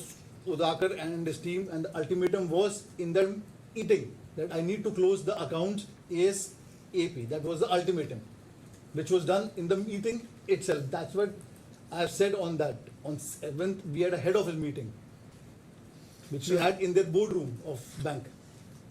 What documents do you say, if any, you took to that meeting? I took some basic thing because they knew it. They got everything from this Singapore branch. But I still took the ETG profile, some mails, just for my satisfaction that I have something to say to the bank. Which mails? No, I'm saying I have something to say. So I took ETG profile and some mails of ETG. The way they used to send us the contracts and BLs and all that, those mails, which used to come from them. And some of their mails in which they have sent us the profile of some of the other entities in the trade. So we took some of it so that I have something to talk to the bank. How do you remember now exactly what you took, if, as you say, you have no record of what you took My at all? memory is still not that bad. It's still not 10 years old. It's still 2 years old. And I'm in this case since September 2024. That was the time I filed. So for sure, from June to July or August, I must have briefed up. So that means I started to work on this case in June 2024. And this all happened in 2023 end or 2024 Feb.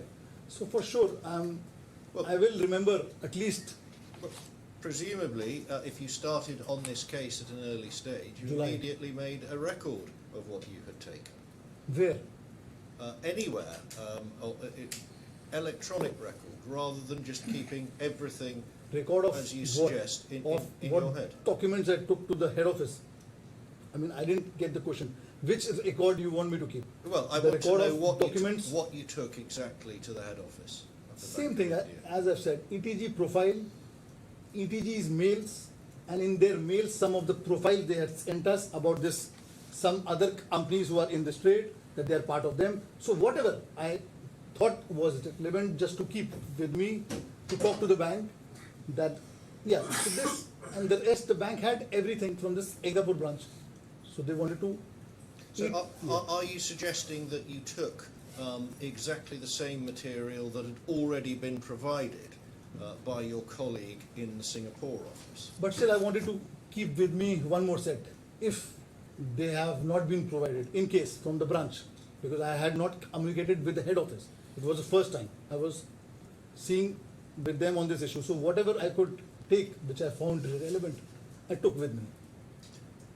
Your Honour, I'm about to move on to another subject, and with the promise that I aim to finish by 1 o'clock and will do, I was wondering if it might be appropriate just to have 5 minutes now, just so I can take instructions. All right. We'll take a 5-minute break at this point.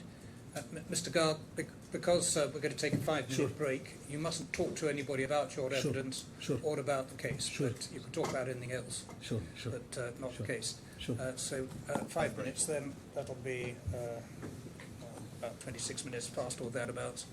All rise.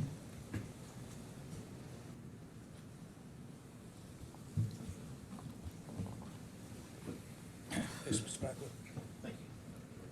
So, Mr. Garg, who made to the Bank of India requests from your side for an extension of time in which to make repayment? Yes, it was me when I met the Bank of India head office on 7th of February 2024. So it was me when they told me that I need to close both my facilities immediately. Then I told them that I cannot do that. I need some time. So then they agreed that Singapore should be closed very, very soon and no outward transactions would take place there. But in DIFC Dubai branch, I would get few months of extension. I said 6 months. They said they will see 3-4 months. But yes, they agreed to that extension of DIFC account where no such trade would have had surfaced by now. Well, you say that you made repeated requests for an extension. Did you Yes. make all of the requests yourself? In the same meeting which I had with the Bank of India head office, I repeatedly requested that I should not first my request was that we should not block any of my accounts. Then my request was why should not be linked with this because the trade were found there. Then I said few months. So I made many requests in which finally they accepted Singapore to be closed very soon in 2-3 months and Dubai 6 months extension. And they must have confirmed that to you in some written document, mustn't they? The extension. See, the limit of Singapore was blocked anyways. Dubai was going on. So there was no new request or new enhancement of the facilities. It was the same facilities, but they accepted that for 6 months I can work on the same lines, what I have. So all was discussed in a face-to-face meeting and Well, it must have been recorded in some document, mustn't it, Mr. Garg, if it existed? Because as you just said, you were getting a 6-month extension in circumstances where these issues had arisen. yes, they must have done their own internal recording, but with me it was a meeting which held in the bank and it was discussed in the face-to-face meeting. So that's what I know, and the same they had communicated to the branches. And then from that time I didn't have to request anymore or talk to the branch on this issue. Just the Dubai branch, I told them that I will give them the plan of repayment. They said in a phase by phase you would have to close. So I said fine, so which was discussed with the branch and it was. Well, I suggest to you that that's not credible, given that if you secured this extension, as you say, there must be some written record of it. My Singapore account was blocked. Dubai account was not yet blocked. So there was no, it was not something new which they were giving to me. They were just allowing me to work with the same line for a few more months. But there was a deadline imposed, wasn't there, of 6 months, as you just told But us? yes, that's what they said. The maximum you can stretch is to 6 months. So that would need to be recorded in writing, wouldn't it, if it existed? I cannot tell the bank to record or not record. Whatever they wanted to do, they wanted to do. But with me, they told me in that meeting. After that, they recorded it in the internal system. They did what? I cannot answer for that. Of course, what I'm suggesting, if as you say, that you were given an extra 6 months, it's not credible that you didn't receive some written confirmation to that effect. That time we were already dealing a fraud case with the bank. Bank was panicking. Bank said that this can come to us, which can lead to heavy fines. That's what bank told me. Bank is skeptical about me, client remaining in the bank. Bank is skeptical that if they allow me more trades and something comes out, it will come to the bank, that they didn't act. So in such circumstances, I don't know why bank would want to do, but whatever they wanted to do, I had nothing to say. They could do what they wanted, but to me, it was in that one and the last meeting which I had with the head office was on that day. After that, I did not meet them again, or I did talk to them again over calls. So that's what they told me, and they told the respective branches. Well, let me ask you some questions about the Bank of Baroda. Yeah. The first question is this, and I think Yeah. this is right, that the alleged discrepancies with the bills of lading only affected your trades with the Bank of India. Yes. Is that correct? Yes. Yes. And when you say you met with the Bank of Baroda Yes. on 3rd and 5th of February, Yes. from what we've just been discussing, Yes. investigations with the Bank of India were still ongoing, weren't they? Yes. Yes. How did Mr. Pai of the Bank of Baroda contact you on 3rd of February? He called me on the 3rd. He told me, he didn't say much on the phone. He said he has got to know few things related to Bank of India and he would want me to come to the branch, which I said fine. So I went to the branch on the 5th. And how do you know now that those are the correct dates if you have no record at all, no written record of these phone calls or meetings taking place? But still, as I said, we started to prepare for this case from June to July. And in that time, in March, if you can see my chronology, in January, we have sent some mails to ETG, 3rd and 8th. Then my lawyer sent on 23rd, Ali Al-Amari, if you will see my chronology, there's one legal notice also sent to ETG in February. So, and this case involves my everything, my business, my banking line, my equity, my full collapse. I have lost everything, for example. Then if I have lost everything and I have been impacted so hard by this case, then I cannot forget in 2-3 months when I take place. And yes, there might be a mistake. Maybe I must have met him on 4th. But as per me, it was close to 5th. Because I remember I met Bank of India head office after meeting Bank of Baroda. So if I met them on 7th, then it can be 4, it can be 3, it can be 5th, but there was a meeting. So you don't. No, I'm just saying, I'm just telling. When this took Huh? place. You don't exactly No, I know. remember when this meeting took place. Yeah. But you know it took place before you met with the Bank of India, is that correct? Yes, around 5th. It can be 4th also, it can be 5th also, but yes, around 5th. Now, did you authorise the Bank of Baroda to contact the Bank of India? I cannot authorize any bank to do what they have to do, whom they have to call. I cannot. I'm a client to the bank. Bank have their own internal policies, whatever procedure they follow, whom they talk. I have no say in that. But yeah, So I think it's correct that you didn't authorise the Bank of Baroda to contact the Bank of India about your credit history and your credit rating. I cannot authorize any bank. I did not, and I can't. They don't need my permission to contact any bank, whoever they wish to contact. Well, presumably, as a customer, you would regard the information you have with any bank Yes, as confidential to you. yes. Is that correct? But bank have their own policies. Nobody has asked me that, do I require your permission to contact?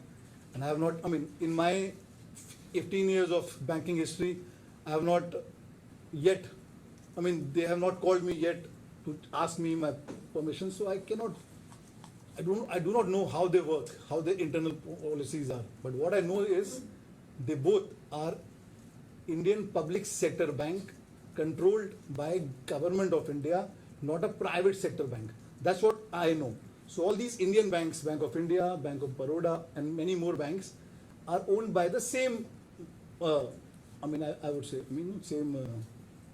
Well, how do you know that the Bank of Yeah. Baroda obtained a credit opinion from the Bank of India about your company? Yes. I would want to first explain this word credit opinion, because it's me only who has put this chronology. So I just would want to clear that. Every year, Indian banks, because my facility was with Bank of India and Bank of Baroda, I applied for an enhancement in limits in Bank of Baroda.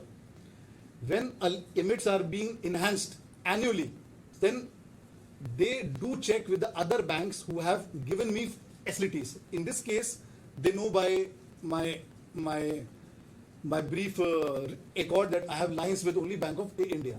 So they do check the Indian banks if they are enhancing any lines, because my request was substantial request to 7.5 million more. So they do check that. But that is one. So in my credit report means internally bank is checking with the branch that if all is fine, account is satisfactory, there is no due, there is no stress, all good. That's what I meant credit report. It's not some report or something external document. It's the bank internal policy. So they do know when I am enhancing my limit. For example, bank will ask me, are you, because bank did ask me, did you apply the enhancement in BOI as well? I said yes, because I'm moving my Singapore account to DIFC. So yes, I have applied for an enhancement, because no bank want to overgive you, because we are a small to mid-sized company. So bank do check. So do you know as a fact Yeah. that the Bank of Baroda obtained a credit opinion from the Bank of India? I don't- Or are you surmising that you think they Yeah. probably might have? Yes. I'm assuming that banks do check, because when Bank of Baroda called me on 3rd and Bank of India she called me on 27th. So I'm assuming, how come the Bank of Baroda got to know? Because as a client, I was more stressed. I thought, how come all the same bank, all the time, same time, all the banks know it? Because initially I thought if I have a problem in Bank of India, then I might shift my account to Bank of Baroda when this issue surfaced. As a client, you would want to think that what other options you have. So I was assuming that maybe through this Bank of Baroda must have got to know about the issues in Bank of India. So I do not have any confirmed proof that who called them. I do not have that. I see. So it's not the sort of information you would expect to be transmitted as part of a credit opinion, is it? What I mean was, as I heard your some submission in CMC, it was incredible that how could Bank of Baroda know. So my point to explain was, this is one of the way, and then what he told me in the meetings was the second thing.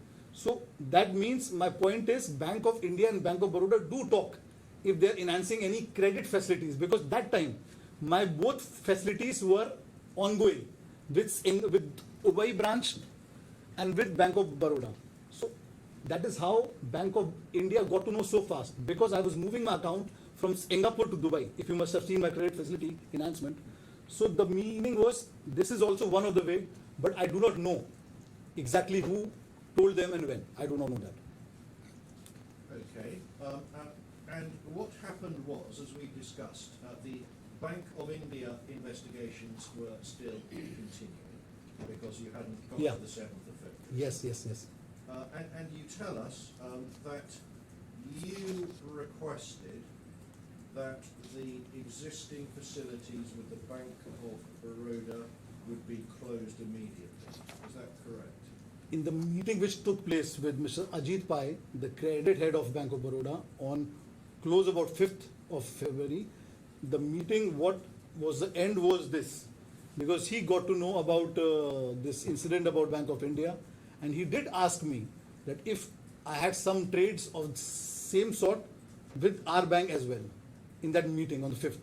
So the meeting lasted for like, must be half an hour or more than that. So whatever transpired at the end, conclusion was same which I have said, because I have not met Bank of Baroda after that on this issue. So why did you request closure of the existing facilities with Bank of Baroda before the investigation with the Bank of India had even concluded? You hadn't had your meeting with the Bank of India by that time. Yes, no, my Bank of Baroda meeting was on the 5th, and I met the head office maybe 2-3 days after that, which was on 7th. But when he called me, he asked me, it's not me who closed the line. I didn't want to close the line. I said, this issue, first of all, when he called me, I told him this issue belongs to Bank of India, Singapore. This is not even an issue of Bank of India, Dubai. Then he told, when we met on the 5th, I explained him whatever I could, and neither I wanted to close the lines. For sure, no. I didn't want to close any lines. I had given this bank 2 months back enhancement for 7.5 million. Why will I want to close my line when my proposal is going good, and I'm confident that I would have achieved that. I would have got my sanction. There was no reason for me to close the line. But what he told me and what he asked me and whatever it conspired in that meeting, the conclusion was this, that I told him there is no issue, I will close the line soon, and once this matter I resolve legally, then we will see from there on. He said fine, because he asked me also, do we have some trade of the same sort in our bank? I said I could not lie to him. I said yes, there is 2 trades, but I still do not know that those BLs are authentic or not. Maybe they are authentic, maybe they are not, I don't know. I have to check, and the investigation is going on. So then he told me, you cannot make bank part of this. If Bank of India, what I know, he told me Bank of India has put everything of your lines on hold. And we would want to follow the same principle, because some of the payments have gone from Bank of Baroda to Bank of India. That is also I have submitted. Bank of India DIFC is an offshore bank which has no IBAN. That means a lot of customers who want to send money by electronically, they cannot send to that bank. So a lot of funds used to route through Bank of Baroda. That's what Mr. Ajit Pai told me. That through compliance they got to know. And then when he asked me if I have some trades of the same sort, I could not lie to a bank officer because I had. But I told him also that I do not know yet if they are authentic or not. So after hearing all what I had to say and what he heard, he said bank will not want to take a chance and we will follow the same steps as Bank of India. This. I told him there is no need to, because that time already I was going a lot through Bank of India. I didn't want some more escalation from Bank of Baroda. I said, we do not have that bigger line. I would try my best to close it very soon. And once I solve this issue, then we can come back again. He said, fine. Yes, once you solve it, then you can come back anytime. But not now, because we don't want to be into an issue, because Bank of India are asking us about some of the funds which have gone to the bank. So that's what conspired in that meeting. So at the end, I didn't want to close the line. But I also didn't want to take them to take legal action against me. I'm already going through this mess created by one group. At the same time, I wouldn't want to challenge the bank or go against them. So that's what I thought. That's what I thought is the best interest, that I do not need legal action or some regulatory concerns or something comes to me that my whole account in Dubai is frozen, because we are a small entity. If our accounts are frozen by central banks, we can't do much. We are not big as the defendant who has thousands of accounts. So I have to take care of that as well, right?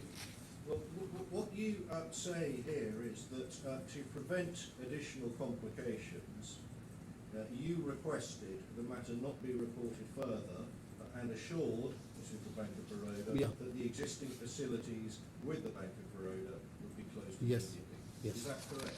Yes. Because initially I didn't want to close the facility for sure. I said this issue does not belong to Bank of Baroda. This is a Bank of India issue. But then whatever cause happened, I was reluctant. Then he said then he would have to report it and would have to take legal actions to protect the bank. And few more things he said to me, which I didn't find it very, very casual. Then I said there is no need to do all of this. We are old client with bank since 2008. And this issue is not created by us, it's created by one third party. We will look at it, we will sort that out. And until then, we will close the bank account. That was the final analysis of that meeting. But when I'm writing a chronology, I cannot go into detailing of each sentence. I would have said in short. And this is the explanation. You must have been astonished that the Bank of Baroda had been passed information by the Bank of India about these particular trades, mustn't you? Yeah, yes. I was more astonished to find these sort of BLs which have come from a multi-billion-dollar group. I was more astonished in that, not astonished what bank is speaking to each other. That is the bank, and we know Indian banks, they do talk. Every year they talk. Every year they take the opinion by phone, they check, or whatever way. So I was not astonished by banks. I was astonished by the supplier.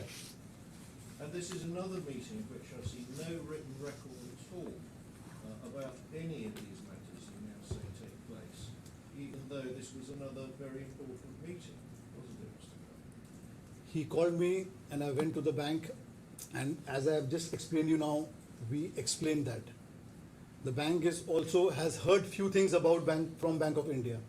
Their compliance has heard few transactions going through Bank of Baroda to Bank of India. That time Bank of Baroda is also with the same view that something can come to the bank. Some fines can come to the bank, or something is going wrong. So when the bank is, for example, if the bank is has some questions, before that, I mean, why will they record? I mean, if they want to record, I have no say in that, but I will not come with my phone and on the camera and record when the bank is accusing me. No, I will not. If bank wants to record, they can record. I have never stopped the bank to do what they can. I just told them in few meetings with the bank that if legal action is taken against me, then I will not have the ability to pay. the payment of the bank is important or the legal action. But nobody, be it big institutions, be it small, be it a small client, be it a big client, nobody wants to go legal. If the matter can be solved without going into the depth, then that's what I also choose, and maybe bank. Well, this all occurred long before you received your confirmation from Ocean World Shipping Line that you talked about, didn't it? Yes. This meeting was in Yes, February. the final confirmation came after my lawyer in Dubai contacted them and mailed them. Yes, it came after that, the final confirmation that each and every trade, each and every BL is forged. That came afterwards. Did any of this cause you supposed scrutiny with your auditors? No, they were not aware of this. And my auditors are of small size, and they were not aware of it, of these trades. And we had removed all these trades from our, more or less, from our. So if you could have a look at 2439, please. Looking at 2439, you'll see a communication here Yeah. from Dreams Maker, that's the old name of your company, Yes. to ETG, Yes. and copied to yourself Yes. and Tanuj. This is the 3rd of January, so it's very early on. Yes. You remember this communication? Yes. So if you turn on to page 2440, Yes, I'm on there. what you say here is, as a result of your unlawful and criminal actions, we're being exposed to tremendous scrutiny from auditors and bankers. Yes. So you were lying, were you, in your communication to We are- ETG when you talked about tremendous scrutiny from auditors? Being exposed, matlab, would be exposed, because when the year ends, for example, the year ends in December, then in 3-4 months we would have to do that. So this would be potential scrutiny from my auditors and anchors who was going around with Singapore, because this time when this mail was done, only Singapore bank was aware of that. So it was early on stage. It didn't reach to Bank of Baroda or Bank of this. So what we would have end was the potential scrutiny which would come. But that's not what this says, is it, Mr. Garg? It says we are being exposed, not we may become exposed. So this was untrue, isn't it? I apologise. My Lord, for Let him ask the question. the wording. I understand. Thank you. Yeah. So see, as I said, we are not a law firm, and at that time we didn't have a lawyer. So a lot of things was going around. So 1 word, 2 words here or there, what we said was or is, are or is. I mean, we are not a law firm. It was not drafted by a law firm. Whatever came to our mind at time, we wrote it and we sent. Whatever we thought was, whatever we thought, we are not, maybe the person who's drafting this is not very good in English. What he meant was would be scrutiny, because this is the early stage of if you can see the date, 3rd Jan. My issue started in 21st of December. For sure in 10 days, some scrutiny or some officers will not come to my office. No. But what can come? So that would have be the, yeah. So, Mr. Garg, I formally suggest to you that your account of the reasons for your closure of your facilities with the Bank of India and the Bank of Baroda and the Ashraf Bank are incredible and inaccurate. You can think what you want. Your Honour, I have no further questions. Thank you very much. What do you want to do about re-examination? Do you have any I just re-examination? have 2 questions I want to finish them quickly. Very good. Mr. Garg, the claimants, Keshav Global Trading and Keshav Global Private Limited, are you the sole shareholder? Yeah. Not the sole, but yes, I am. Who's the other shareholder? Keshav UAE, I am the sole. In Keshav Singapore, me and my wife are there. But it's a family business. Yes. Oh, I do apologise. Is it on now? It's on, but you just need to be a bit closer to it. I apologise. You could possibly move it the other side, that would help you. Thank you. I'm normally criticised for being too loud. Yes, sir. I'm just going to ask that question again, if that's okay, Your Honour. So, Keshav Global Trading and Keshav Global Private Limited, family business, are they? Yes, yes. So you and your wife, more or less, are shareholders. In Keshav Global Singapore. Okay. But are there any third parties other than you No. and your wife? No. Director-wise, for Keshav Global Trading, who's the director there? Me. Are there any other directors? No. And for Keshav Global Private Limited, how many directors? I'm the director. So do you have, maybe an obvious silly question, but do you have a board of directors to answer to? No. So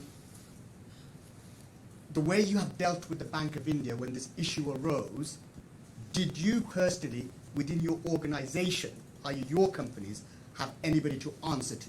No.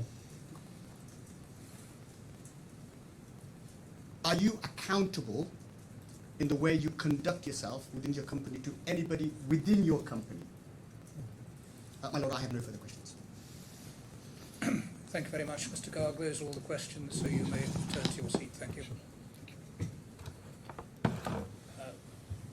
It's now 1 o'clock, which is a convenient moment.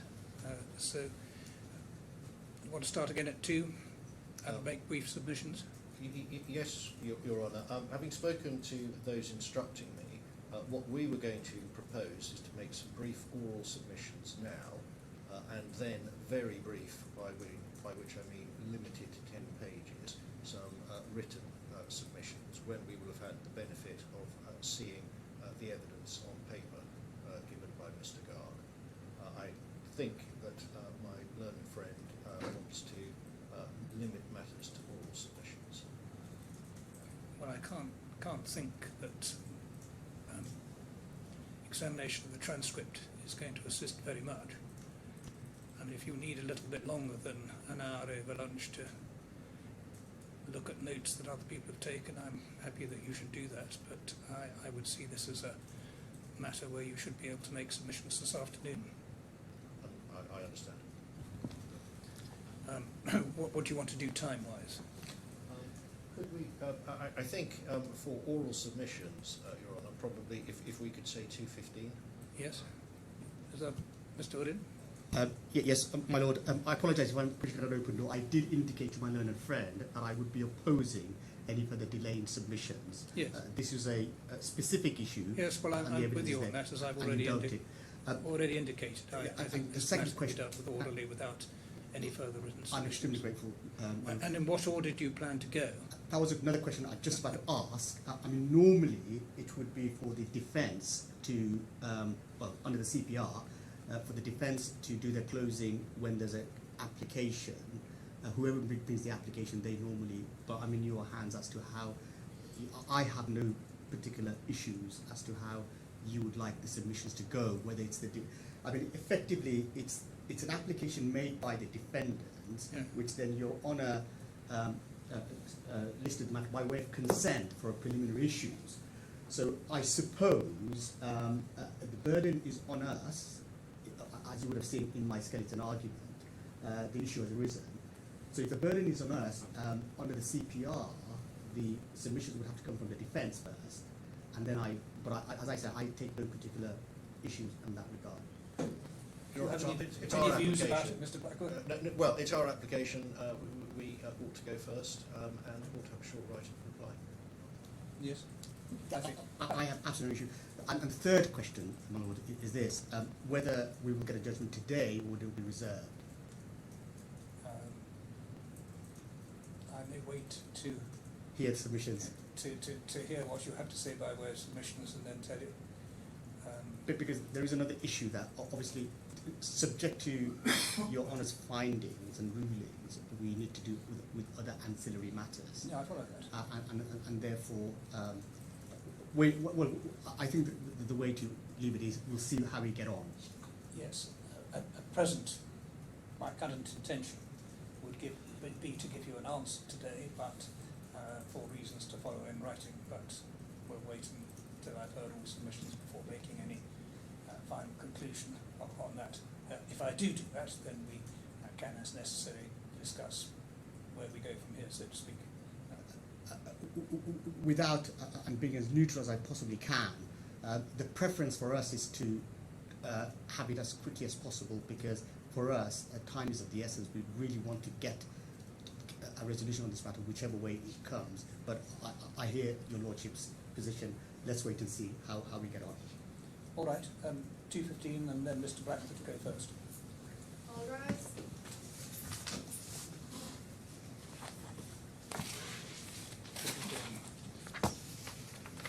That's not our video. Thank you very much.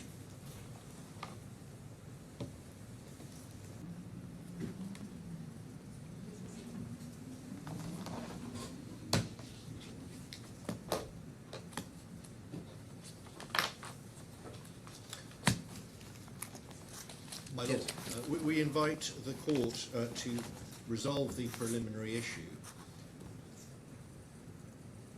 on the basis that the facilities in question were not closed in the manner alleged by Mr. Garg and as framed by the preliminary issue in your Lordship's order, in the court's order, for the following reasons. Firstly, what the court is being asked to believe is that the Bank of India breached its own compliance procedures and its own duty to the regulators in order to keep matters quiet, because Keshav was a long-standing client, and then to maintain the account for a further 6 months, even where these concerns had arisen. In circumstances where the court has seen no contemporaneous documents from the bank at all in relation, and I stress, to the closure of Mr. Garg's facility. Circumstances where there has unquestionably been substantial non-disclosure by Mr. Garg, who confirmed that he has disclosed only documents he relies upon. In circumstances where there has been no disclosure of any internal electronic traffic between individuals within Keshav. In circumstances where the Bank of India allegedly breached its duties of confidentiality and informed the Bank of Baroda about sensitive information in an investigation which was, on Mr. Garg's own account, at that stage, ongoing. And in circumstances where the factual narrative of events which the defendant has received has been developing through the months, even now. Most recently in the document entitled Chronology of Events, which Your Honour has seen, itself described by Mr. Garg this morning as a condensed summary of what in fact occurred. We say it's wholly implausible that the Bank of India, from which the court hasn't heard, would expose itself to serious internal and regulatory sanction in the manner alleged by Mr. Garg. And I should just refer to a letter from the Bank of India. It is 2296.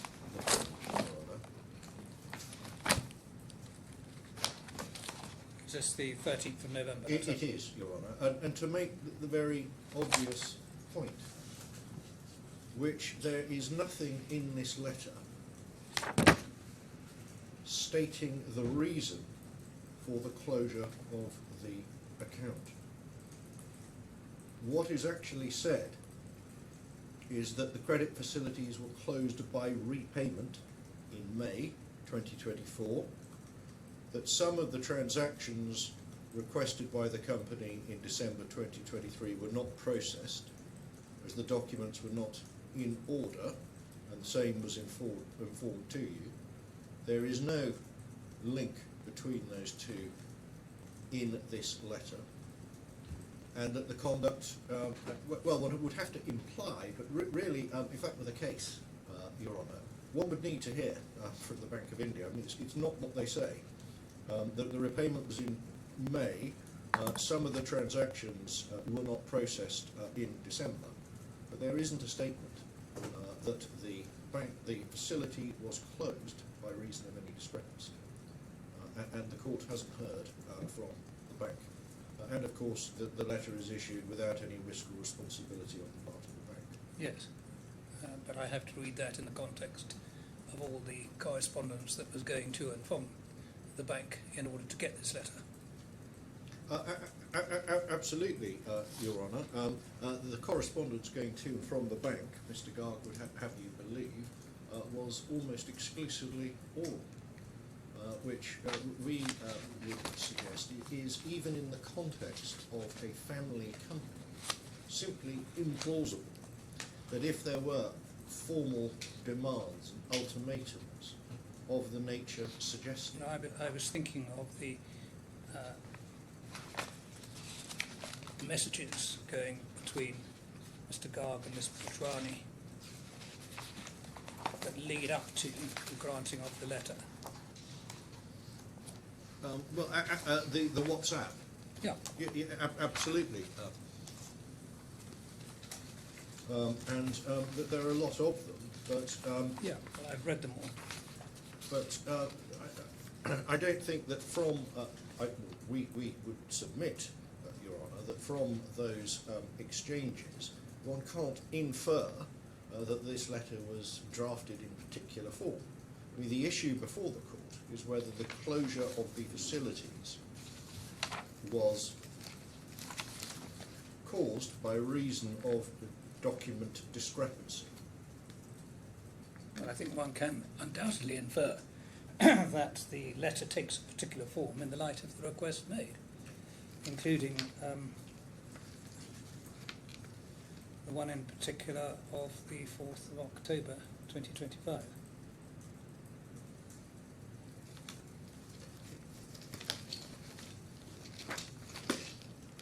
In any event, Your Honour, whether the letter takes a particular form because that was the terms in which it is requested, it doesn't actually say or doesn't address the issue which we're here to decide, which is whether the account was terminated, closed, by reason of discrepancies in documents. Yeah.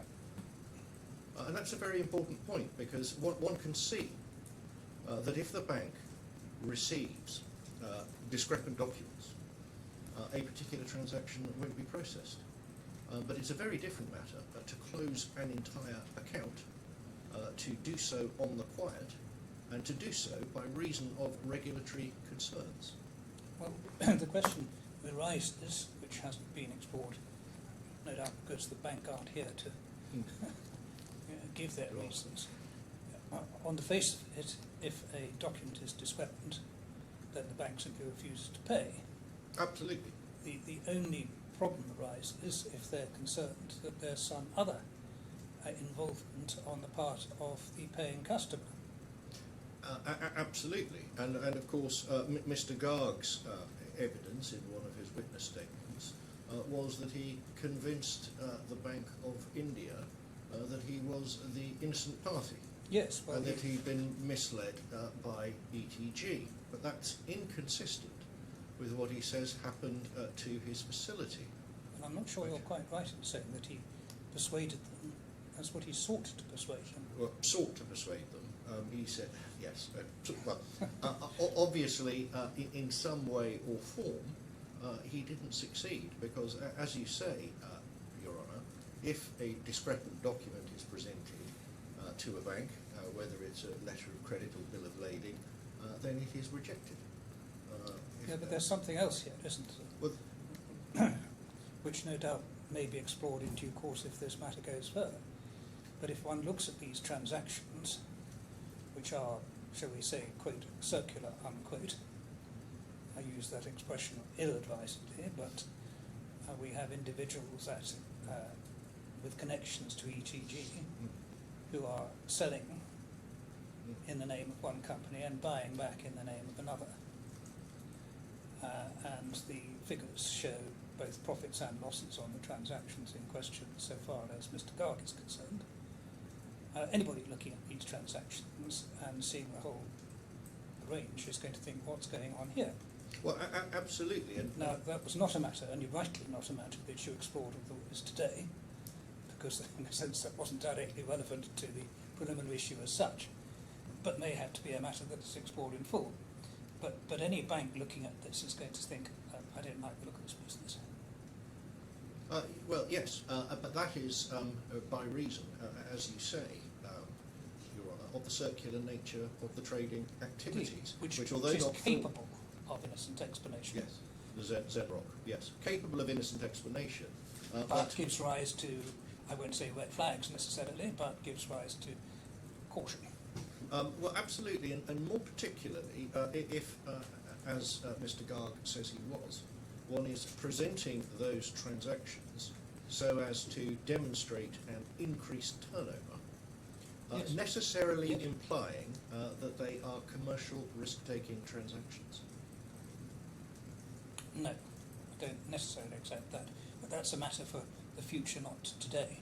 But the point I'm asking you about is this, that if a bank is in a position where it knows that the selling party has been involved with fraudulent bills, has no reason to believe that the buyer is involved in the fraudulent bills itself, but doesn't like the look of the transactions, it has no necessity to talk to the regulator so far as their customer is concerned, but may be very uneasy about extending future facilities.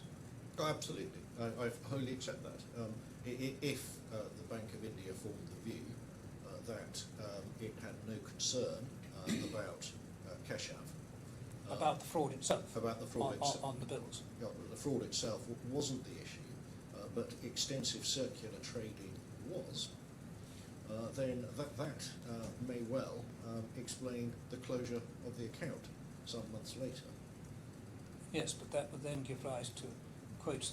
Well, perhaps I'm entering into an argument there. Anyway, I take your point. This is why I emphasise in that letter, Your Honour, that there is no reference to closure of the account by reason of the alleged fraud. There are, as Your Honour has just explored, a number of entirely different alternative explanations. But the fraud explanation is really the least plausible in circumstances where, even if the bank took the view that Keshav was not involved, it would keep open the account for several months because much more likely there was some other explanation which is not as pleaded, which does not is not parasitic on the alleged discrepancy, the fraud, and Your Lordship has identified one: extensive circular trades. Mr. Garg himself referred to earlier trades in October, and the Bank of India referring back to those. Well, that's begs the question. The quote parasitic, as you put it. Yes, but the preliminary issue only, Yes. for the purpose of today, is whether or not the accounts were closed Yes. for the reasons alleged in the particulars of claim and in Mr. Garg's witness statements. I mean, one can have a circular trade, an entirely circular trade that doesn't involve fraud at all. Well, indeed. And frequently for marketing purposes or simply to establish a presence in the market, that's what companies do. But when they're extensive, as Your Honour has said, a bank may well take a step back and look at a circular trading transaction. and want nothing further to do with a company who engages extensively in that type of transaction, quite apart from any fraud on the part of the seller. I mean, we haven't heard from the bank, so... No, I know, and we haven't heard from the sellers either in relation to this matter. No, of course.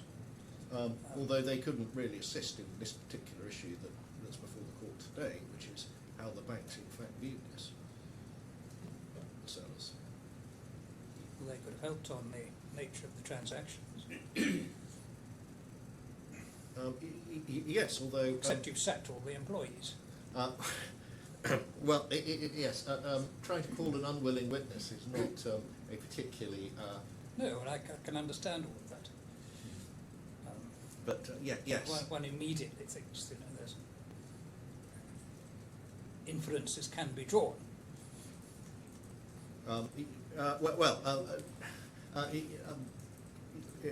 Yes, Your Well, it Honour, may but be your not case at the inferences end. for today. Maybe your case at the end of the day that a whole lot of your employees were involved in defrauding you.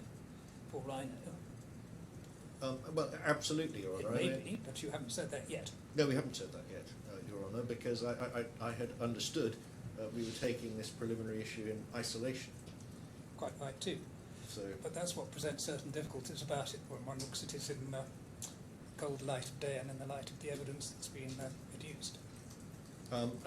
I can see that, Your Honour, but if the preliminary issue is kept, as certainly we had intended it to be, which is the very narrow one, which were the facilities closed by reason of the alleged discrepancy, then we submit and do submit that the court can decide that now, because it simply doesn't ring true that the facilities were closed by reason of an alleged fraud, but that the Bank of India did nothing to contemporaneously record any of this, whilst simultaneously keeping open the account for a period of months, which would be mutually inconsistent, and of course has not given any evidence to that effect or provided any document to that effect for these proceedings, despite being contacted by both Mr. Garg and I think Mr. Udden. We do say that the narrow issue can be decided, and any broader issue concerning circularity and the like can be left over.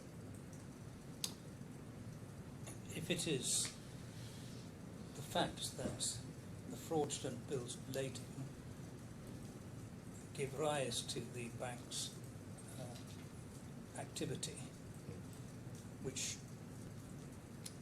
leads them then to suspect that these transactions are to be viewed with caution, how does that affect the causation issue?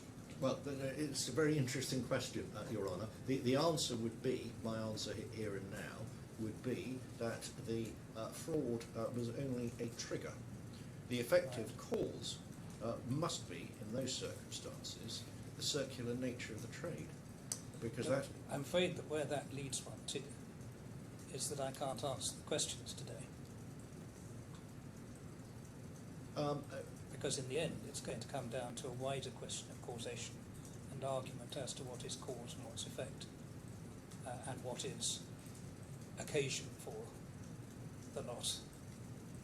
We're into all that sort of difficult area of causation, aren't we? Where the but-for test may be satisfied, but the effective causation may not. Yes, the but-for test on that particular hypothesis put forward by Your Honour would be satisfied, but the true cause of the legal cause, factual cause and the legal cause would not. The effective cause would still be the circular nature of the trade. But at the end of the day, will that depend on the evidence from the bank and no one else? It would, but obviously the burden is on Mr. Garg to show that his facilities were closed by reason, in the sense of legal causation, by reason of the discrepancies, the fraud. And that's what we can decide today, whether he's discharged that burden or not. We don't need, I think, to go further than that. If they weren't caused, and your Honour isn't satisfied that they were, then you can answer the preliminary issue in favour of the defendants today. Well, I'm not sure that's where your argument necessarily leads, but I put the point to you so you can deal with it. That it occurs to me that one answer to today's question is that I can't give an answer. No, Your Honour, it's a question that triggers and causes, and is something, and causation is something that we are very much alive to in this sense. But if your Lordship did find that the discrepant nature of the bills might have been a trigger. Well, I don't think there's any doubt about that, do you? It does seem likely on the documents that it was a trigger in light of what's been said. But that wouldn't stop, we would say, Your Honour, from going the second step and saying, well, it was a trigger, but Mr. Garg has not persuaded the court that this was the real legal or effective cause. Because what in fact transpired is simply inconsistent with what would have happened if the fraud had been the effective cause of the closure of the facilities. Because there would have been reporting, there would have been documentation, there would have been immediate closure, and there would be contemporaneous correspondence from the banks, and almost certainly inquiries by the regulatory authorities by now. Well, I have your submission. Thank you.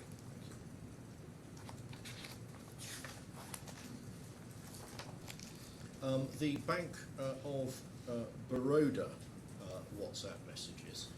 Yes. These are at 2269.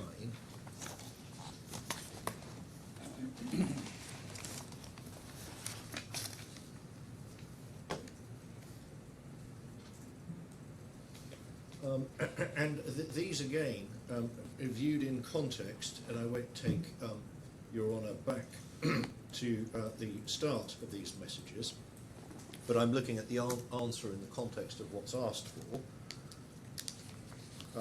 You will see the answer relied upon by Mr. Manash Rajam Nayak, the head of credit. Sorry, bear with me for a moment. And you can see that he was pursued with some considerable assiduity by Mr. Garg, asking for this sort of response. 2269.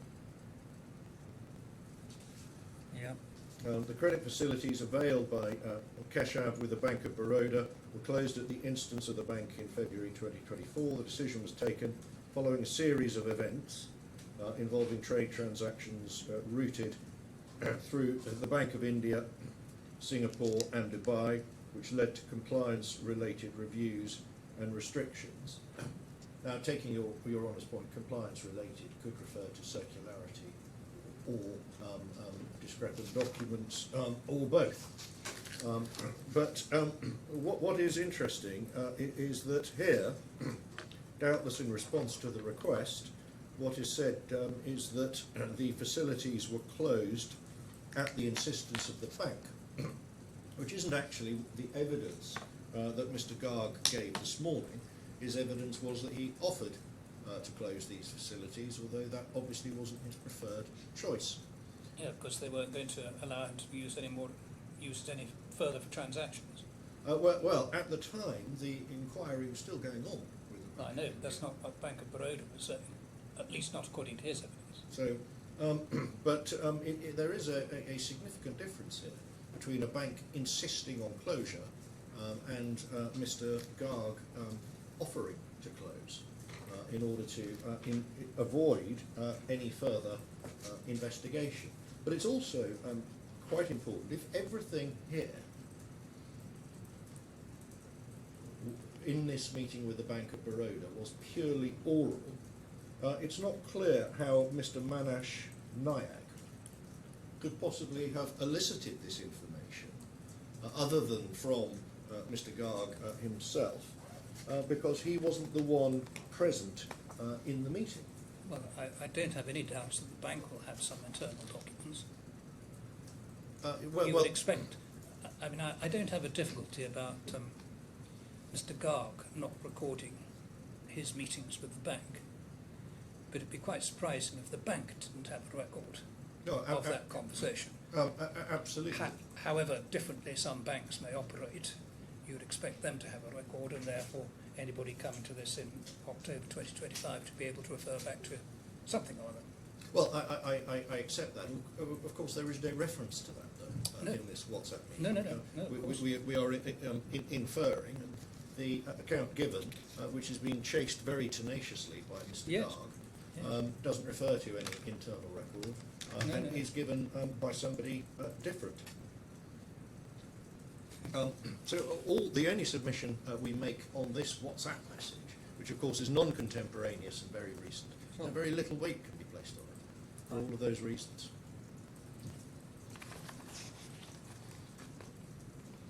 And so simply to summarise, Your Honour, we do submit that in light of all of the factors I have identified, in particular the complete absence of contemporaneous documentation or even subsequent documentation relating to the closure of the accounts, what the court can conclude today is that the accounts were not closed in the manner alleged by Mr. Garg in his formal pleadings,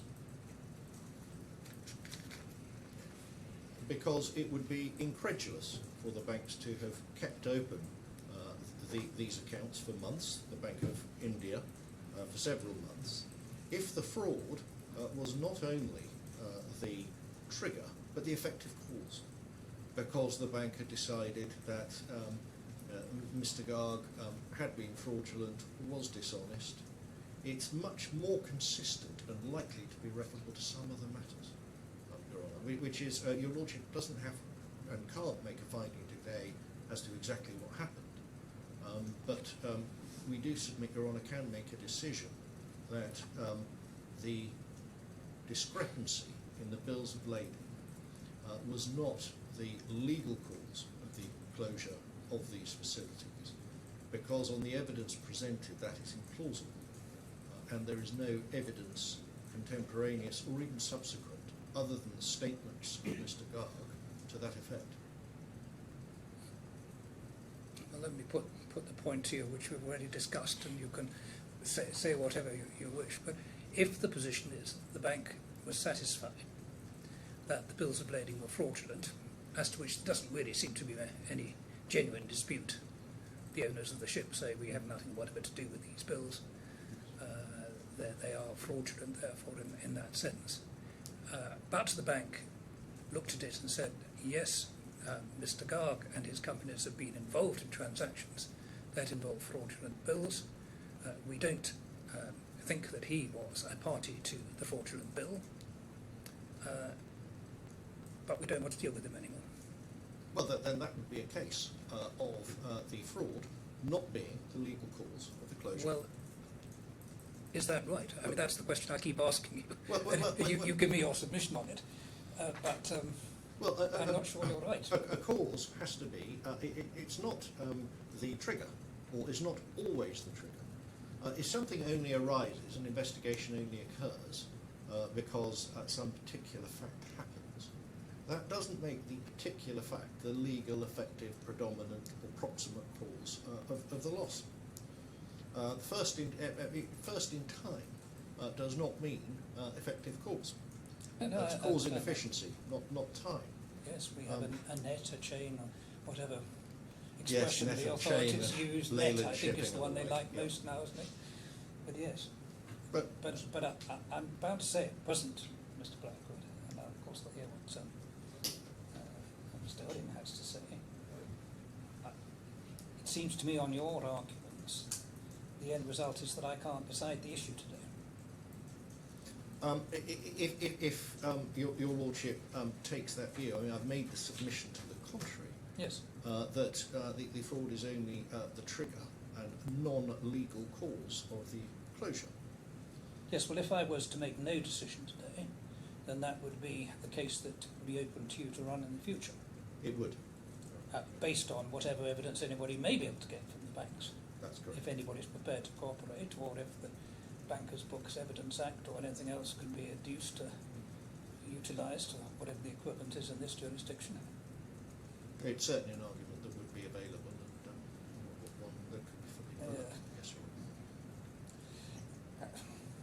And all of this arose, did it not, Mr. Blackwood, out of the defendant's suggestion that a knockout blow could be achieved on a strikeout or summary judgment, to which I said no, but you can have a preliminary issue.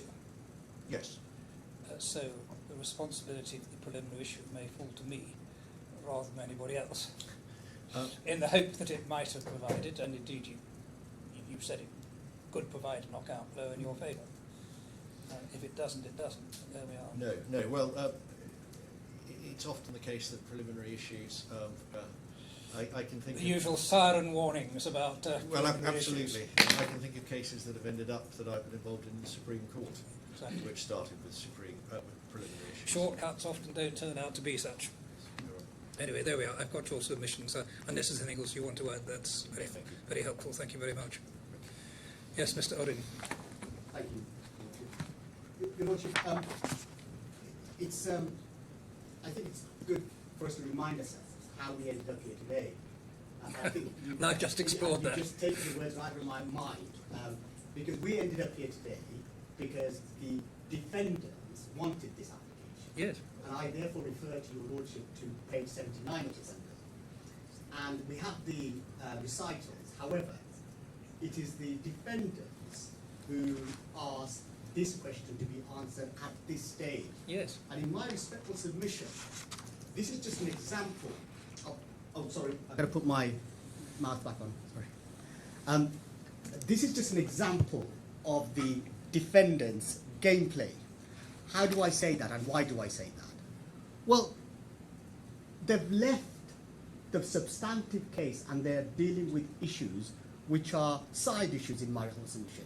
Well, why is this a side issue? Well, what is the preliminary issue they wanted? It's their application. So in essence, regardless of what I've said in my skeleton, I'll come to that in a moment regarding evidence, the burden is on them. They are saying, did the Bank of India and the Bank of Baroda demand or require that any facilities either of the claimants had with them to be closed as alleged?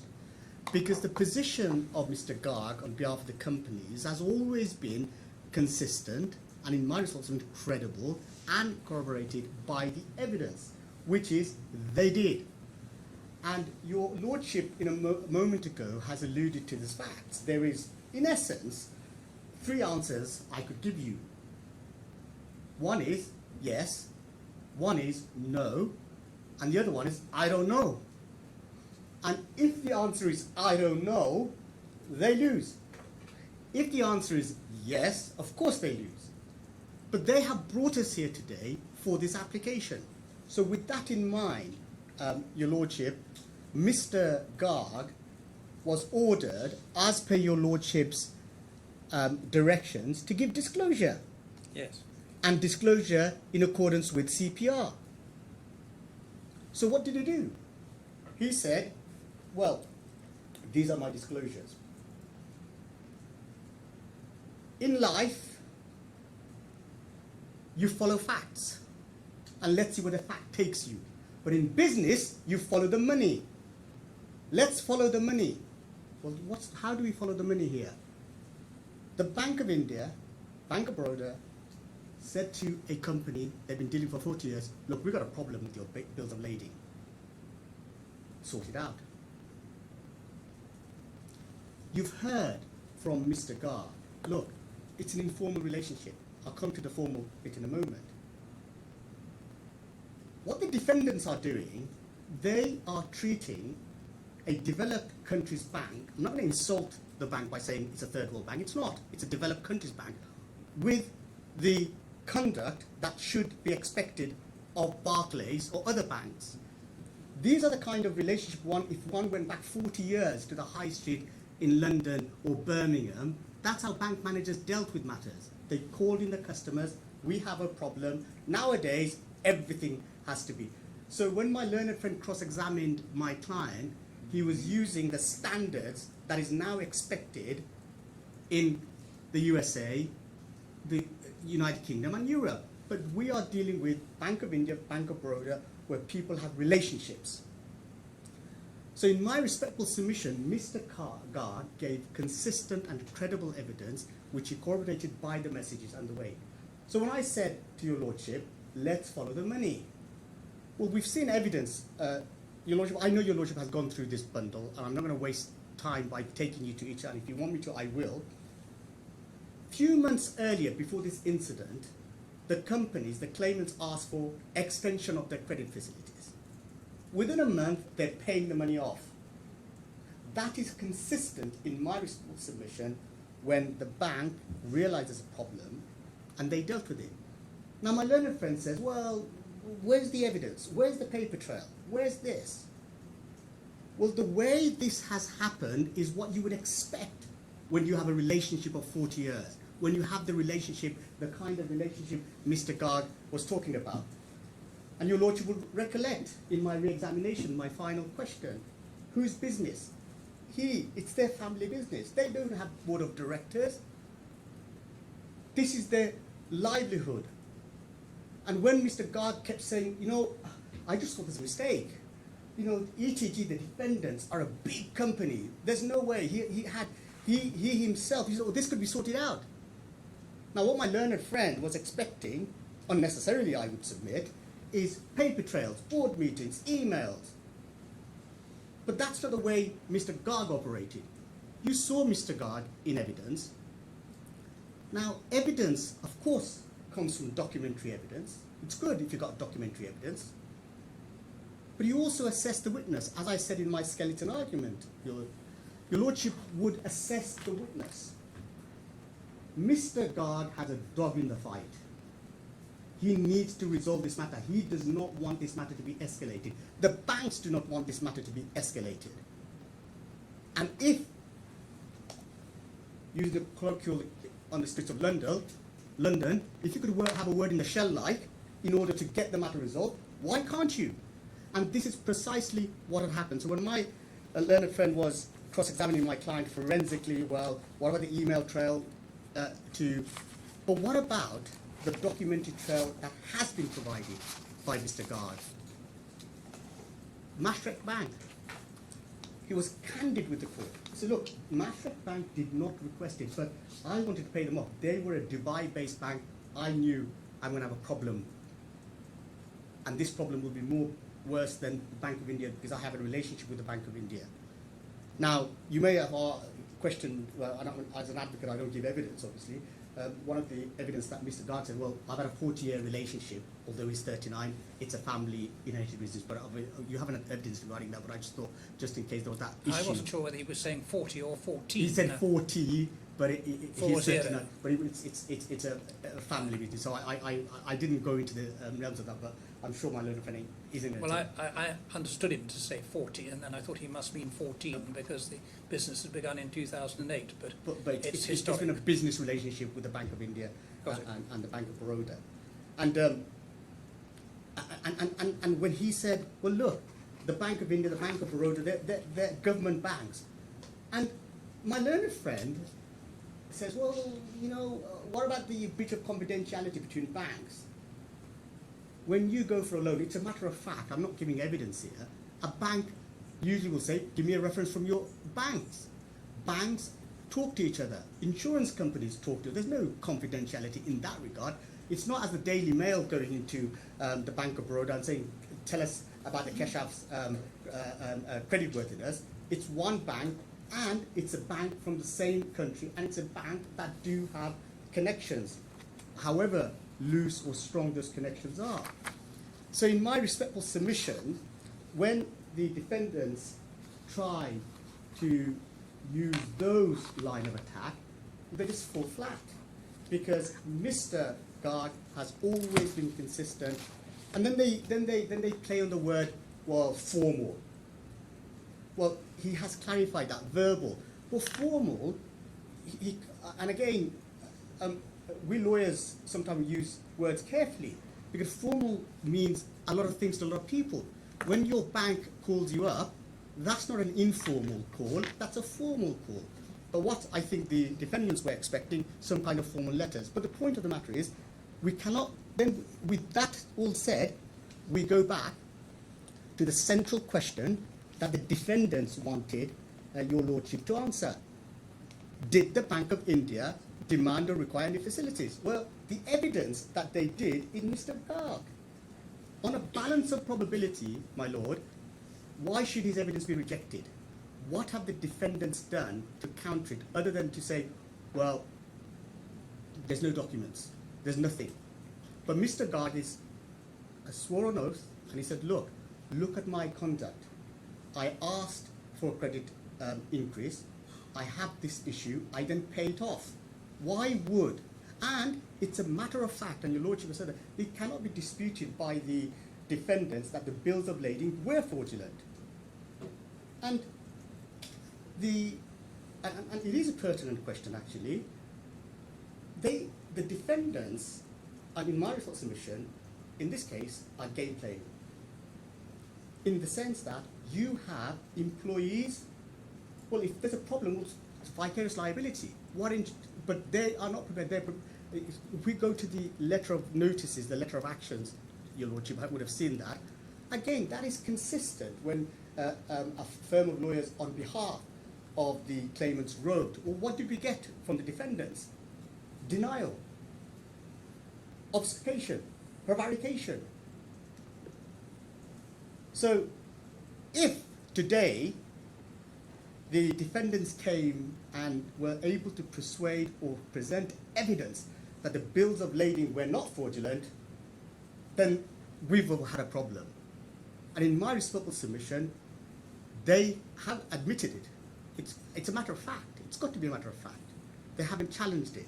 So why this question, and how, in my submission, should the court answer that question?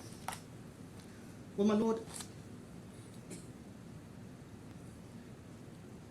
I'm looking at the preliminary issue as formulated. I'm looking at it as at page 79, but you probably have it well in mind. yes, my lord. Did the Bank of India and or the Bank of Baroda demand or require that any facilities either the claimants had with them be closed? I don't have any difficulty with that That they did. on the evidence that they did. But it's, and for the reason explained in the claimant's response to and verified by a statement of truth, which takes us to the causation point that I've spent a long time discussing with Mr. Blackwood. There can't be any doubt that the fraudulent bills of lading, at least in my mind as I see it at present, subject to any further submissions you have to make, no doubt in my mind that the fraudulent bills is what led to the bank looking at these transactions. But the question is, was that the sole cause of what they wanted to do, or did other elements creep into it, such as the nature of the transactions that I've been discussing with Mr. Blackwood, which on their face are, shall we say, unusual? But my lord, Now, sorry. what that would mean, as I was indicating to Mr. Blackwood, is that maybe I can't answer that half of the question today. Because what went through the bank's mind, and they may be indeed have been reluctant to say to Mr. Garg why they were doing what they did. They wouldn't have a regulatory reason why they had to go to the regulatory authorities, because Mr. Garg is not involved in a fraud in relation to the bills of lading at all, but they're not very happy with the nature of the transactions that are being conducted. And so they say, right, Well, you repay the loans, all gone, yes. all quiet, we'll forget about it, that's done. Now, if I were to come to that conclusion today, then both parties live to fight another day. Yes. And the matter may have to be explored on whatever better evidence might be obtainable from the banks. The banks have been very reluctant, as all Mr. Garg's efforts to get them to come clean about what they were doing and why show. And they give quite guarded answers, both in that email from the Bank of Baroda and in the letter from the Bank of India, which from which inferences can be drawn, but which is not as pellucidly clear as one would have hoped for, perhaps. reasons may be because they have problems, they don't want to expose themselves to regulatory action and so on. I understand all of that. But it does make it quite difficult at this stage to answer the question with a clear yes or no. Well, my lord, may I just explore the question? Because Sure. in my response submission, I don't think in my response submission, and I obviously stand to be corrected, that the question is framed in that way. And if I just take a sip of water, we look at the recitals in your lordship's order 78 and 79 as to how we come to the question. I think that question needs to be interpreted in view of the recitals. Yeah, yeah. And in the recitals, is that, and if I could go to the second to last recital, and the court reading the defendant's evidence is in support of the unless order and the claimant's written submission and evidence in answer, and then we go back to the preliminary question, and I could go back to the other recitals, and it says here, it didn't say and, it says, did the Bank of India and or the Bank of demand or require that any facilities either claimants had with them be closed as alleged and particularized? Full stop. I'm going to come to the and in a moment. I haven't forgot about that. Full stop. That's one question. Then, second question is, and for the reasons explained in the claimant's response to the unless application. The reasons explained is the vast were closed, and the reason they did it is because they found fraudulent transactions. Yes. Those are the two questions, my lord. Unless I'm mistaken, those are the two questions posed by this preliminary question. It's not about causation. It's about those two questions. So if I go back to the questions, it's one, did they close? And two, did they close because of what the claimants have said is because of the fraudulent transaction? So the question isn't causation. I think what you've just said suggests that that's exactly what it is. Well, my lord, how? Because were the facilities closed or required to be closed by the banks for the reasons explained, namely the fraudulent bills? Yes. Or was it in fact because, as Mr. Blackwood puts it, the fraudulent bills provided a trigger for the bank to look at the nature of the transactions which they didn't like and didn't want to have any future dealings with? Well, may I with your... That's the problem. May I with your lordship's leave just go back to the response to the Yeah. unless order? Yeah. And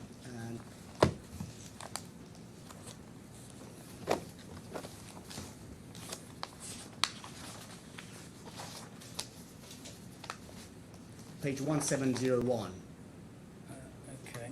30th of June.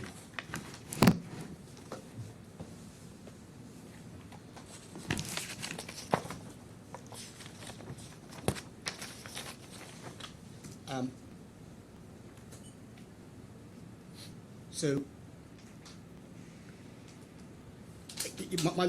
I think the order says 30th of July, but I suspect the 30th of June was mentioned, unless I'm mistaken.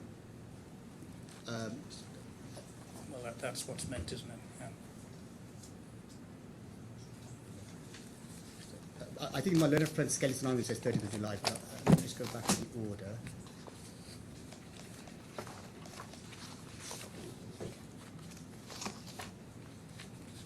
Yeah. Yes, so it says application, unless 30th of July, unless I'm mistaken then, but let's just go back. No, I'm taking it. We're looking at the right document. Yeah, oh, thank you. Claimant's response to the unless order. Yes, so that's how the question is framed.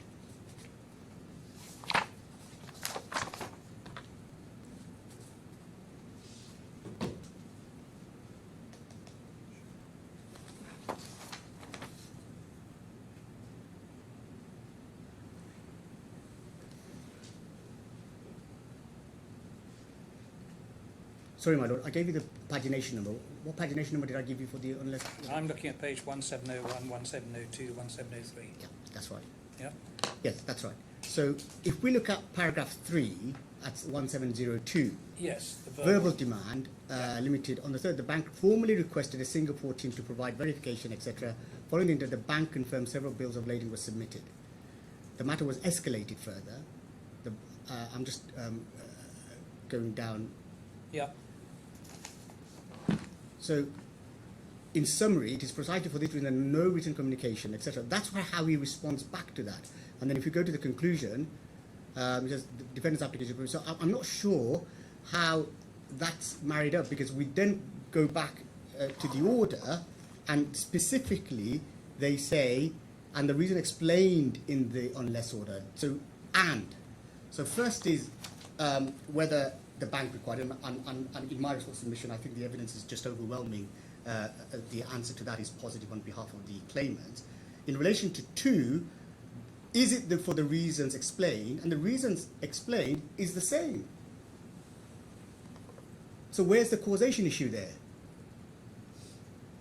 So I'm not sure where the defendants are coming from in that regard, if that's their change of position based on your lordship's question, because the question for the preliminary issue is absolutely simple.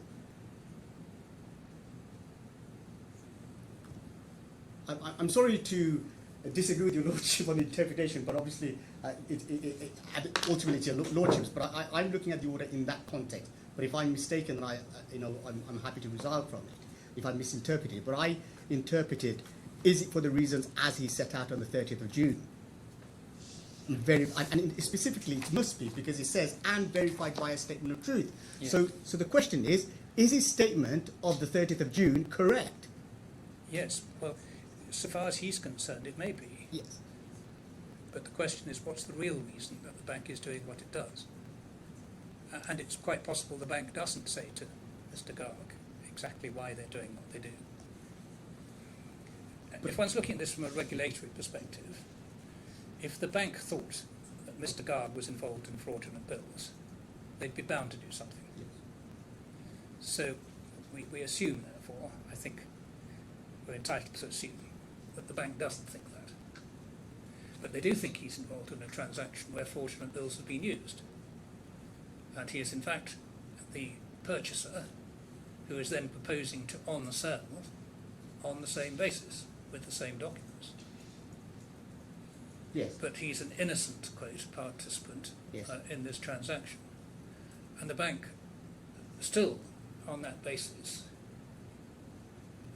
doesn't want to continue to extend facilities to him. It blocks him and says, we're not going to let you do any more transactions. And they're particularly concerned there won't be any more transactions of the same kind. And Mr. Garg tells them there won't be. That's on his evidence today, as I understand it. That's right. So the question still comes back.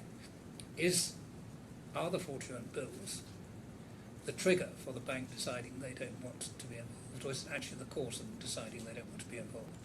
And that may involve an investigation of what the bank is really doing and why. But I don't think it's just a philosophical question. no. I think the position is this, and obviously this will be, if this question is still live when we get to the trial, obviously there will be submissions made, but it's a matter of experience that sometimes an innocent party's account is closed because the bank just don't want the hassle. Yeah. So like insurance companies, if you've got too many claims, however innocent you are, may say, well, we want to insure you. But these are matters, obviously, for another day.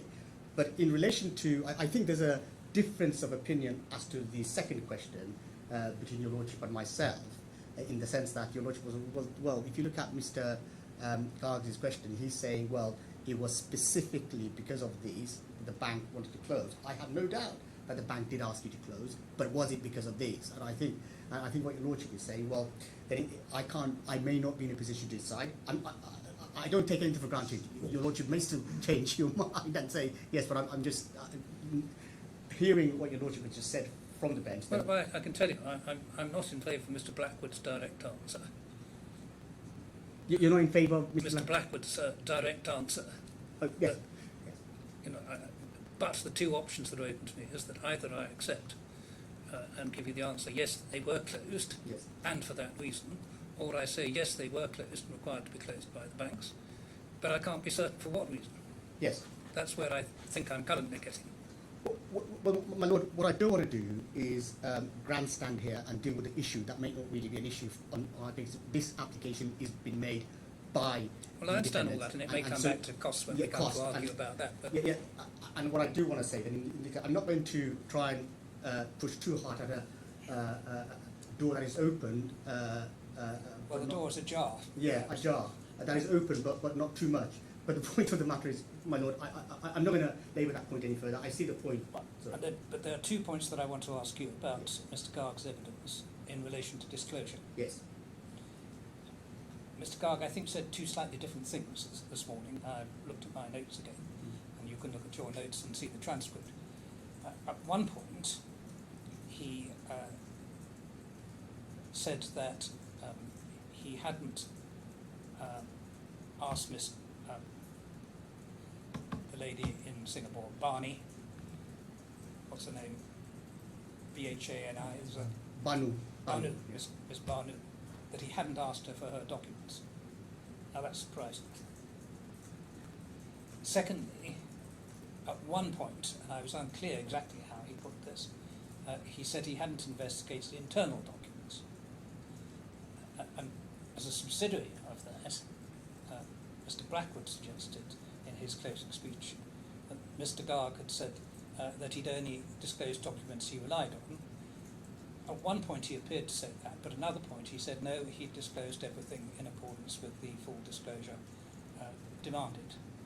Now, what I want to hear from you is your submissions on what his evidence did amount to on those particular aspects.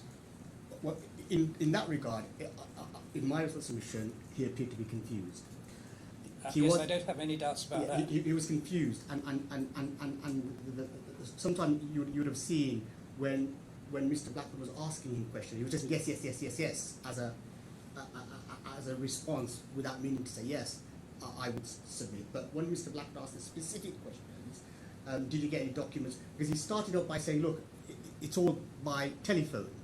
I don't. We work in the same office, or one of my team members may have asked. Or some people have left, but I haven't. And I think the essence, if one distills what he was actually saying, he wasn't actually sure. And then when he was asked, well, what documents have you? And I think there's that, it's that confusion. Well, I've given you documents that I'm relying on, but not because there are documents that exist. But in my respectful submission, if those documents do exist, then they benefit Mr. Garg. But why would Mr. Garg not disclose documents that in that nature that benefit him?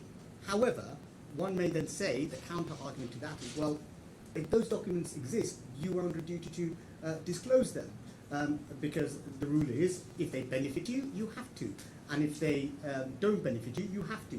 But what he wasn't really sure, and in my submission, I would ask your lordship not to just use that. You look at his evidence overall, how credible and consistent, and was that a man who was actually unsure, being forensically cross-examined by a very expert advocate, that he was flailing around trying to find answers, because an honest witness can make mistakes or say things. And I would ask your lordship, if this was a criminal trial, one would have given a specific directions. I mean, in civil cases you do have that directions, but the point is, what I'm saying is, you have an honest witness, and that one, it's not, I wouldn't say discrepancy, it's just a confusion.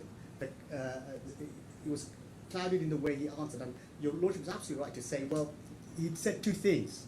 I'm not really sure what he actually meant, and if that's the thing, it's because of the way he was under cross-examination. He didn't know, and one didn't get the impression, I would submit, that there were actually any documents, because if one looks at his initial responses, we work in the same office, everything's done by phone, and the overarching matter in this case is nobody wanted a paper trail. Because the bank didn't want a paper trail, he didn't want a paper trail, nobody wanted a paper trail. Having said that, he did say phone calls were made. He did say that Miss Banu was contacted by the bank to say, like, you better come here because we've got a problem. And he did say, he didn't use the word, it's my word, but the way he gave it was a state of panic, in essence, when the bank is contacting you and raising questions, and when your whole company life depends on it. So in that regard, I would submit to your lordship that was just one, I wouldn't say a black mark, but a grey mark in otherwise testimony that was impeachable. In any way, it was not impeachable in the sense that it was evidence that was consistent and corroborated by the evidence. So everything he did say has been corroborated. That one issue just came from nowhere, and I would submit that nothing can rely, other than the issue. If your lordship still thinks it's an issue about disclosure. It's not about an issue about question number one, if I could put it in those terms. Because that is more of a question, maybe, if it does have any relevance, maybe to question number two. But your lordship has already said it's an answer you may not be able to give it anyway, but in that regard. But yes, your lordship's question in relation to that aspect of it, and his answer was confusing, but he wasn't dishonest in my resolution. He was trying to help rather than hinder the answer. Does your lordship want to deal with that particular issue any further? No.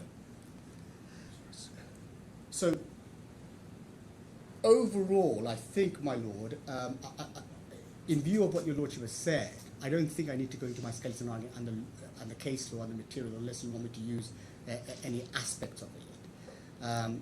Because it's a preliminary issue that's been thrusted upon the court because of the applications made by the defendants, and in my result submission,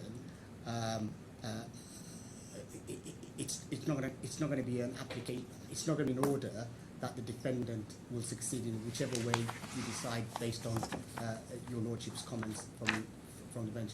But may I turn my back for one moment? Yes.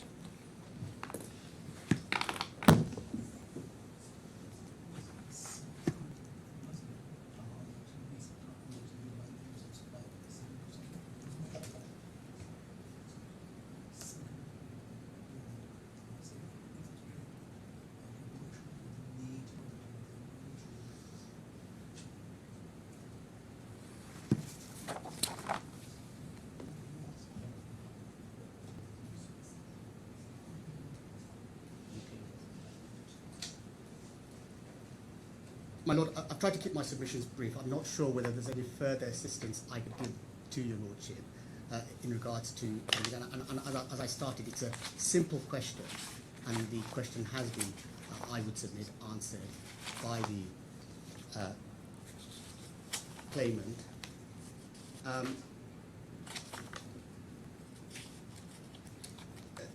I don't think, my lord, I need to deal with the issues of making notes. You've heard it's a family business. You've heard the way Mr. Garg has candidly said, look, I'm not a note maker. Those are not the words he used, but that was the essence of his evidence. And then my learned friend was using, what about the Outlook diary, and I think your lordship has already dealt with that, but the banks should have notes. And actually, in fact, Mr. Garg did say, the bank should have diary notes. The reception may have it, but I don't.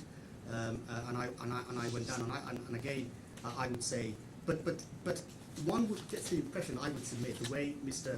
Garg was conducting himself during that, if I could say, the firestorm, was he didn't really want to rock the boat with the bank. He knows if this matter went off to a different trajectory, then things would have been bad. He just wanted to, as they say, sleeping dogs lie.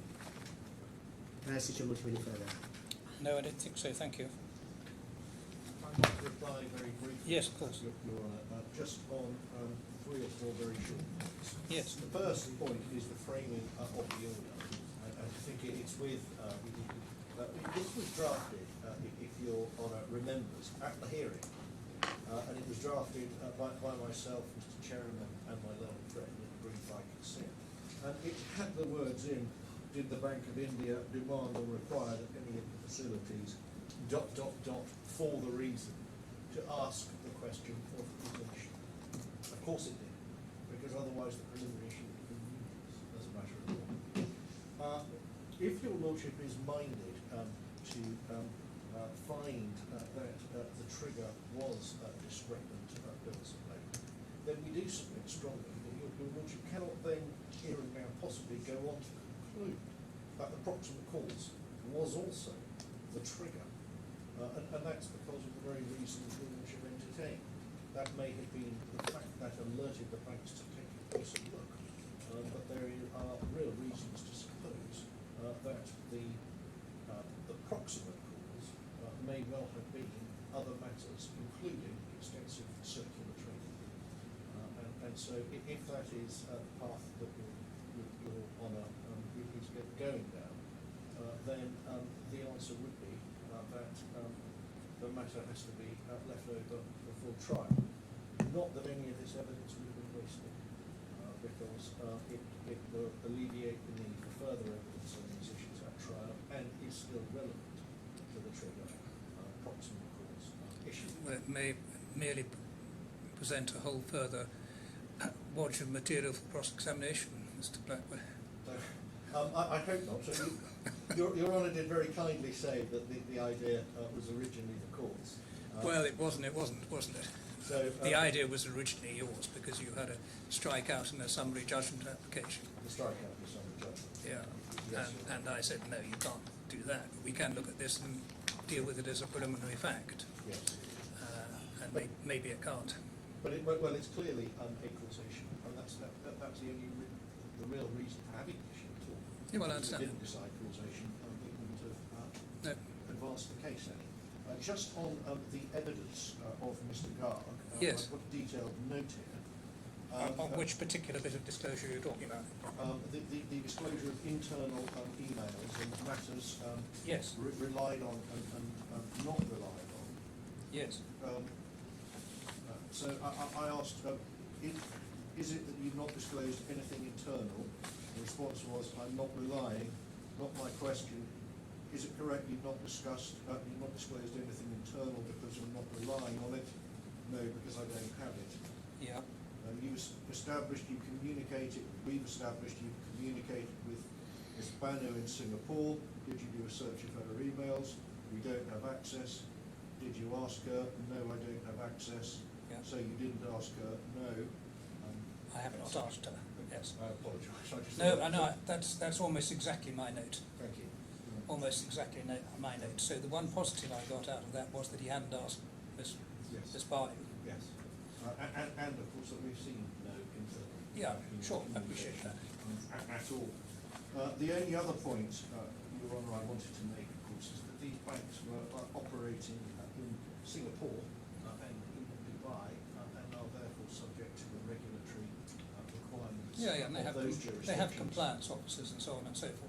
Absolutely. It doesn't mean they always stick rigidly to the rules, but No, they- of course, but when one is talking about a regulatory framework, Yeah, it's sure. pretty much tantamount to that new law. But I think I'm right in saying that there would be no basis for needing to report to the regulator if you did think your own customer was involved in But, the fraud. absolutely, that's correct. So, the point is quite two-edged, really.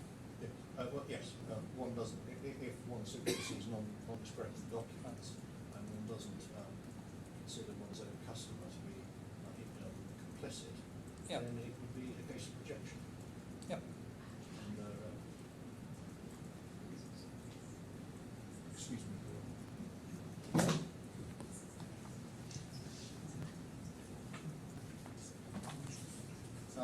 Just to read you one final, and Hold on, there's a hopefully bit not more. repeat your own note again, Your Honour. It's Do I understand you correctly? hold on. Is this immediately following from the bit you It just is read? immediately following. Yeah, hold on, let me just find it.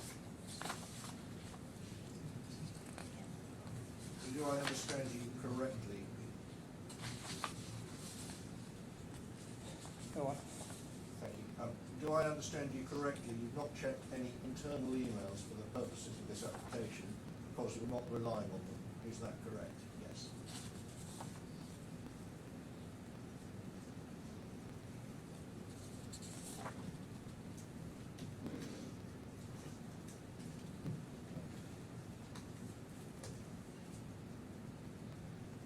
Yes, the inconsistency is then with the earlier answer. Unless I can assist Your Honour further. No, thank you very much.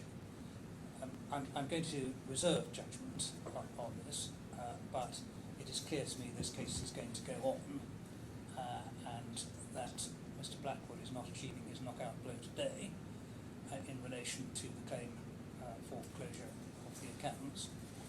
The answer will be one of the two that I've been discussing with counsel. So perhaps now is a sensible moment to think about future directions and decide where we go from here. Do you want to address those matters now? Or shall I give you 10 minutes while you stop and think about it? I think I would need to take instructions from the Yes. Yes. I mean, I think the answer to the questions is likely to be answer the first part of the question, yes, answer the second part of the question, I don't know, and for the reasons. Because I think it doesn't depend in the end simply on Mr. Garg's evidence. Thank you. So if you work on that assumption, I'll give you, well, we're now, it's nearly 1:30. I'll give you a quarter of an hour, shall I, for you to take some instructions, and then you can address me on where we go from here. And I will let you have order and reasons when I'm able to sit down and draft them, which probably won't come to you till Monday. Thank you.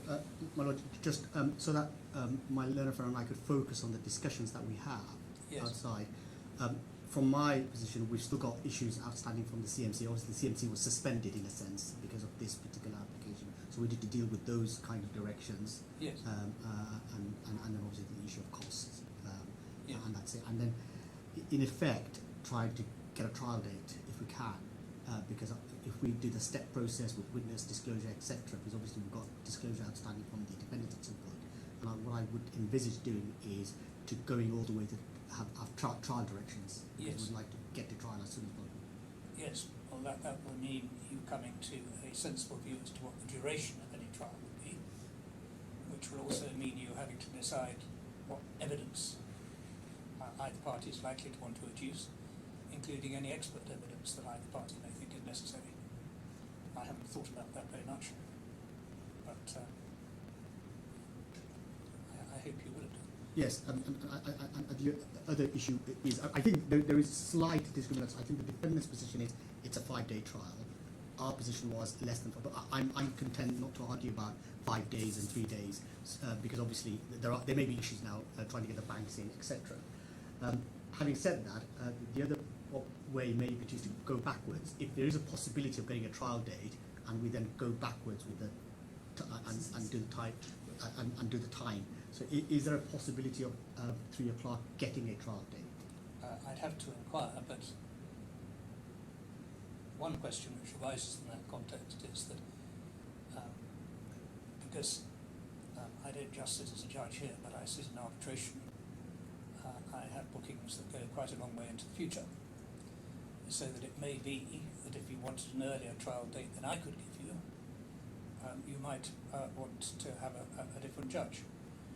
I'm not suggesting you jockey for judges on the basis that someone else may be better disposed to one side's case than the other.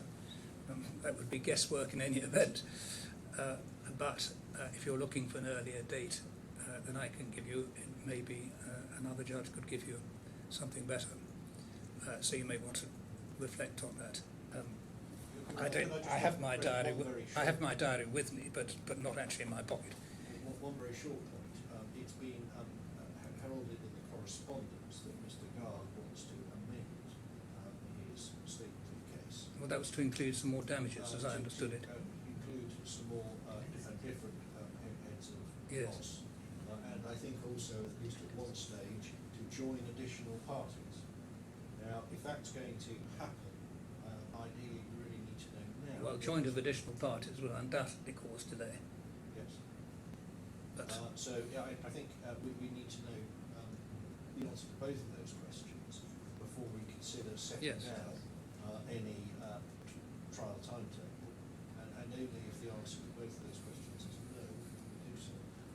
Well, have you fully considered your position? Or, I mean, I want to solve as much as I can today. I'm flying out first thing tomorrow morning, early in the morning. So I can give you time tonight to solve whatever. And if you need a little bit more time to think about what you want to submit to me, that's fine. we'll see It's how we get on. half 3 now, is it? Yeah, it's half 3, my lord. We'll see how we get on. I mean, my preference would be this, bearing in mind what my learned friend has said. I mean, obviously these will be all on advice, whether we take. But we are content, because your Lordship has your Lordship's diary with yourself. We would prefer to have a trial doc when your Lordship is available, and then we work backwards. And I think we would prefer the consistent approach that we've taken, because your Lordship has a lot of materials, and especially. But do you know what your position is with regards to amendment or additional parties? At the moment, our position is yes, we will be going ahead with that, so we will timetable it on that basis. So if your Lordship's diary is looking later, then I think that's in a way that works into the time plan. So Right. Well, how long do you need now to discuss matters? Perhaps quarter of an hour, Your Honour, but we have not seen the draft. No, I entirely understand makes, that. They won't be getting leave just to amend without producing the carte draft. blanche. No. it's going to be factored in the directions, and obviously I'm not going to be able to put that. All right, look, I'll give you a quarter of an hour, and I'll have a look at my diary and see what my position looks like. All right.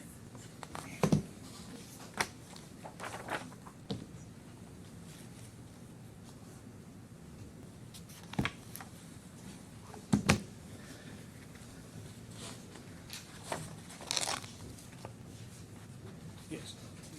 Your Honour, on amendments, Yeah. from our perspective, the position is somewhat unsatisfactory, because these have been live, at least in correspondence, since June.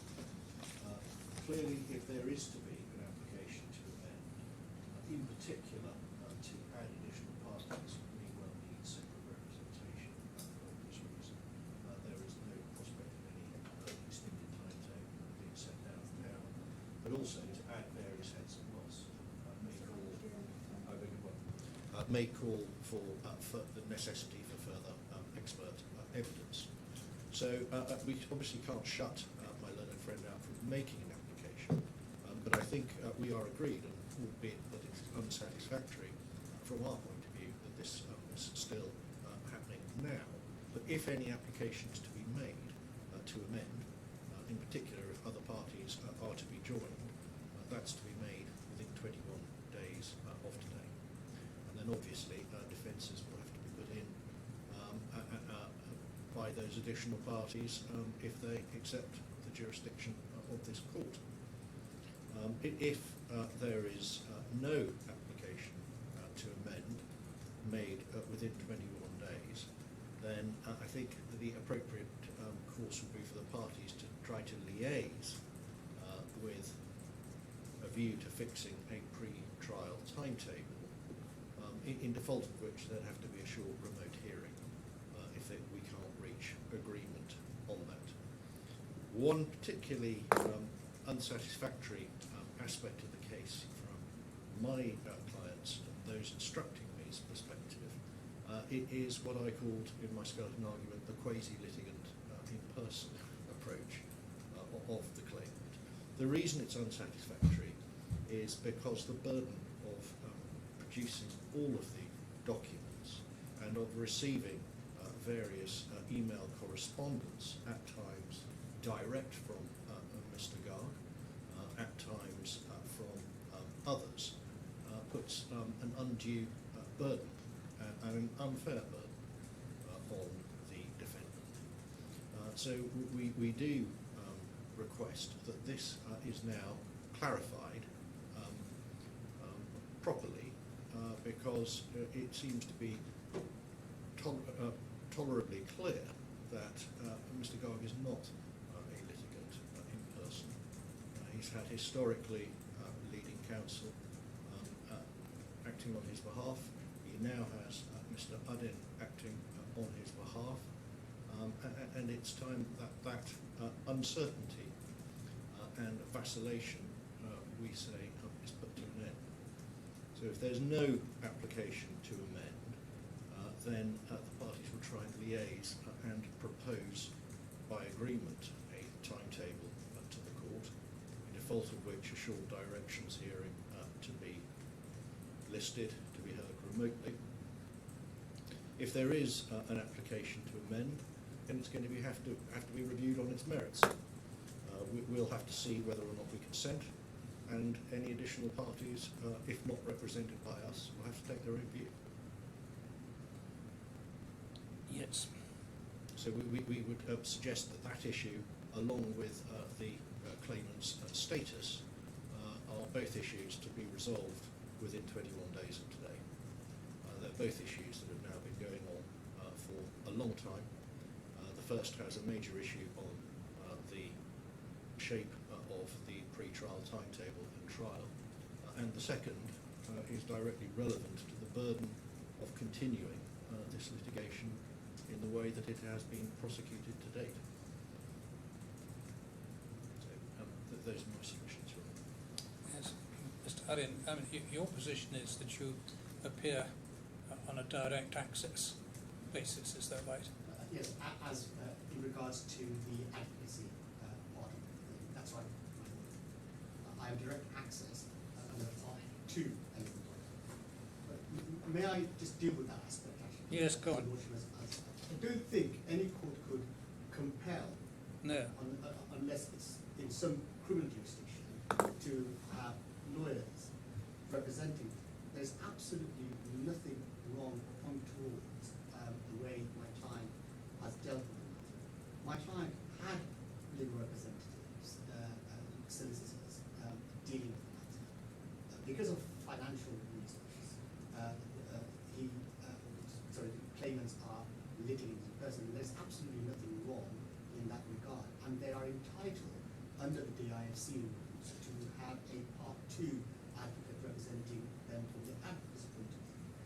My learned friend says, well, it's causing us unnecessary burden, I think, on West Fair. But the fact of the matter is this: they had the benefit of security of cost. Number two, whatever the outcome is, if my client succeeds, those elements of the work that's been done will be reflected in any cost orders. And thirdly, they're not being charitable in assisting. These are the duty of lawyers to assist the court. And if you've got I don't say, defendants obviously are a company with substantial resources, but they have very good and competent lawyers who can prepare bundles. If these bundles or the burden was put on the litigant in person to do it, the court may not be satisfied with the work. Having said that, that is what cost orders are for, and also you've got security. Now, taking that into account, I'm not sure why the defendants are saying to this court that this issue is to be resolved. Well, what has it caused them, other than for them to compile bundles? And secondly, notwithstanding that the claimants are litigating in person, what they've been doing, sending disclosure, sending witness statements as to whether or not they've got guidance from a direct access counsel like myself in order to do it. The fact of the matter is they're just sending emails. So in fact, sometimes a represented party may feel relieved that the other party is unrepresented because they don't have all this toing and froing between those. But having said that, if the claimant's position changed, then obviously the court will be informed. But I haven't seen, and in my submission, I don't know whether the court has seen any unnecessary difficulties or extra work because the claimants are unrepresented. In fact, I have seen applications made by the claimants which have been fair. And in fact, one of the issues that the defendants unnecessarily raised, which meant that my client had to go to the trouble of making an application for further disclosure, and in fact, your Lordship's response was in line with what Mr. Garg had told the solicitors about the disclosure aspect of it. But anyway, I don't want to be sitting here. Well, the position is this: I can't make any orders about representation, but it would help the court to know if the plan is that you will continue to represent Mr. Garg in future where advocacy is concerned, and I assume as part of that you can give advice of some kind in relation to procedure. My Lord, can I say this? Obviously, a client is entitled to change representation, but as it stands at the moment, unless you get the sack, you understand yourself to be I currently instructed. Sack, because this is being live streamed on internationally, and I don't want people to understand I'm getting a sack full of money or something. The fact of the matter is, My Lord, as I stand here, I am instructed. Yes. And I have had involvement in advising, but I also, notwithstanding the fact that I am giving ad hoc advice by saying, but I also have a duty to the court. Yes. That my client doesn't in any way mislead the court or cause undue either to my learned friends. So I hear what my learned friend is saying, but I haven't seen anything at the moment, and I think your lordship's hands are tied. You cannot compel, but No, absolutely I can't, and the court is grateful for assistance. It's not easy for any litigant in person to represent themselves, and the more assistance they can have from those who are familiar with the system, the better. yes. So I would encourage Mr. Garg to continue to engage you on whatever basis he can, and for you to continue to be both advocate and advisor Yes, in relation to procedure. My Lord, in fact, I do have in the UK litigation conduct, but in DIFC you have to do a part one. But the fact of it, not to get any brownie points, I did compliment my learned friends' legal team on the way they efficiently have collated the bundle, which was very helpful. Not just to get brownie points, but I just wanted to say, and I'm there to assist. So anyway, leaving that to one side, my Lord, moving on in regards to that, yes, of course, we should be in a position to post our colours. Are you in a position to tell me today, one, what the nature of the amendments are, and two, who are the third parties who are being contemplated as being joined? Can I say this? I have now extended my time in Dubai in order to hammer out these issues face to face, and I've extended it till Tuesday.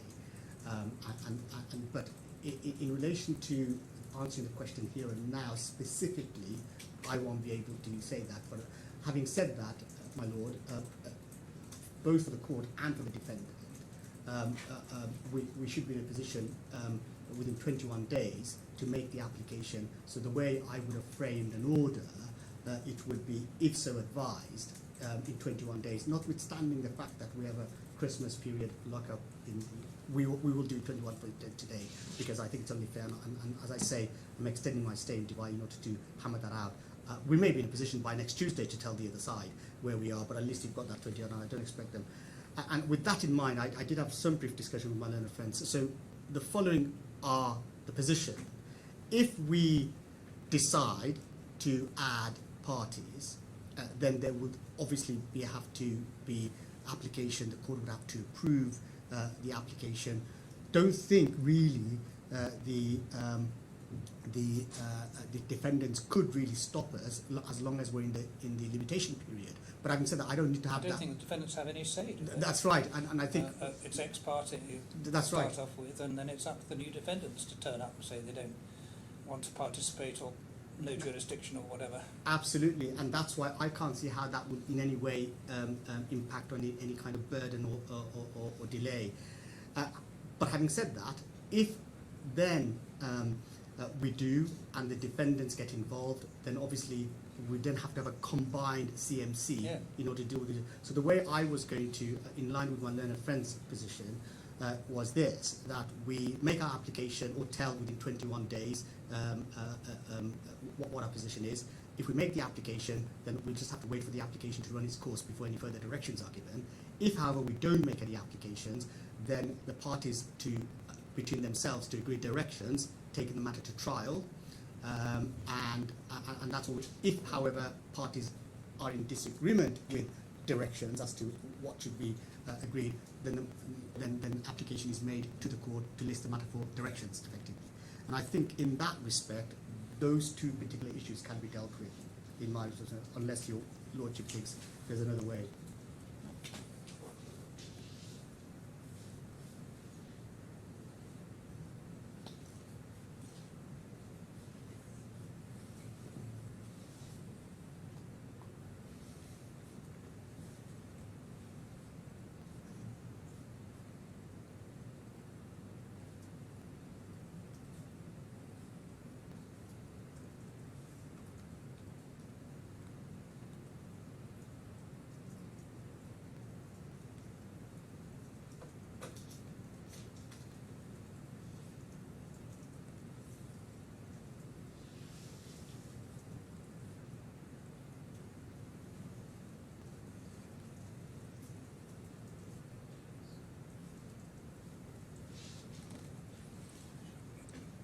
just looking ahead though,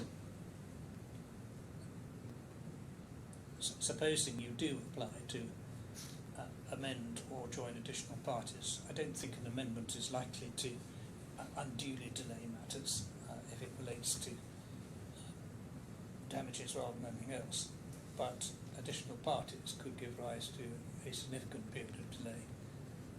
Both the questions of service, of course, and then if any defendant wants to take a jurisdiction point.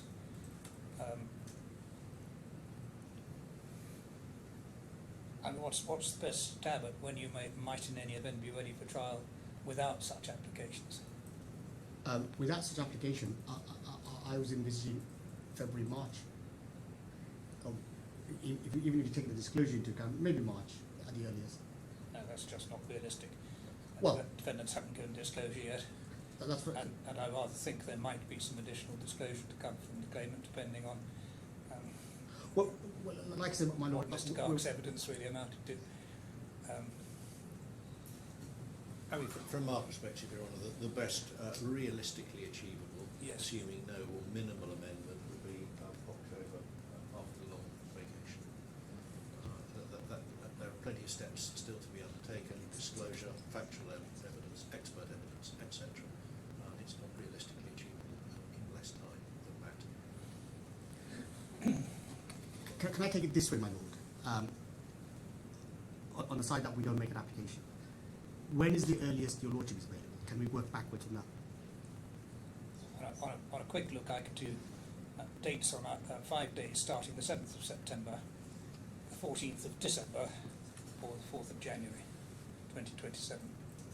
I haven't looked beyond that at present. But 27 or 26, my lord? Or 27? 27, yes, Oh, I'm the looking year at after 7th September 2026. Oh, 26? 14th December 2026, or the 4th of January 2027. Okay.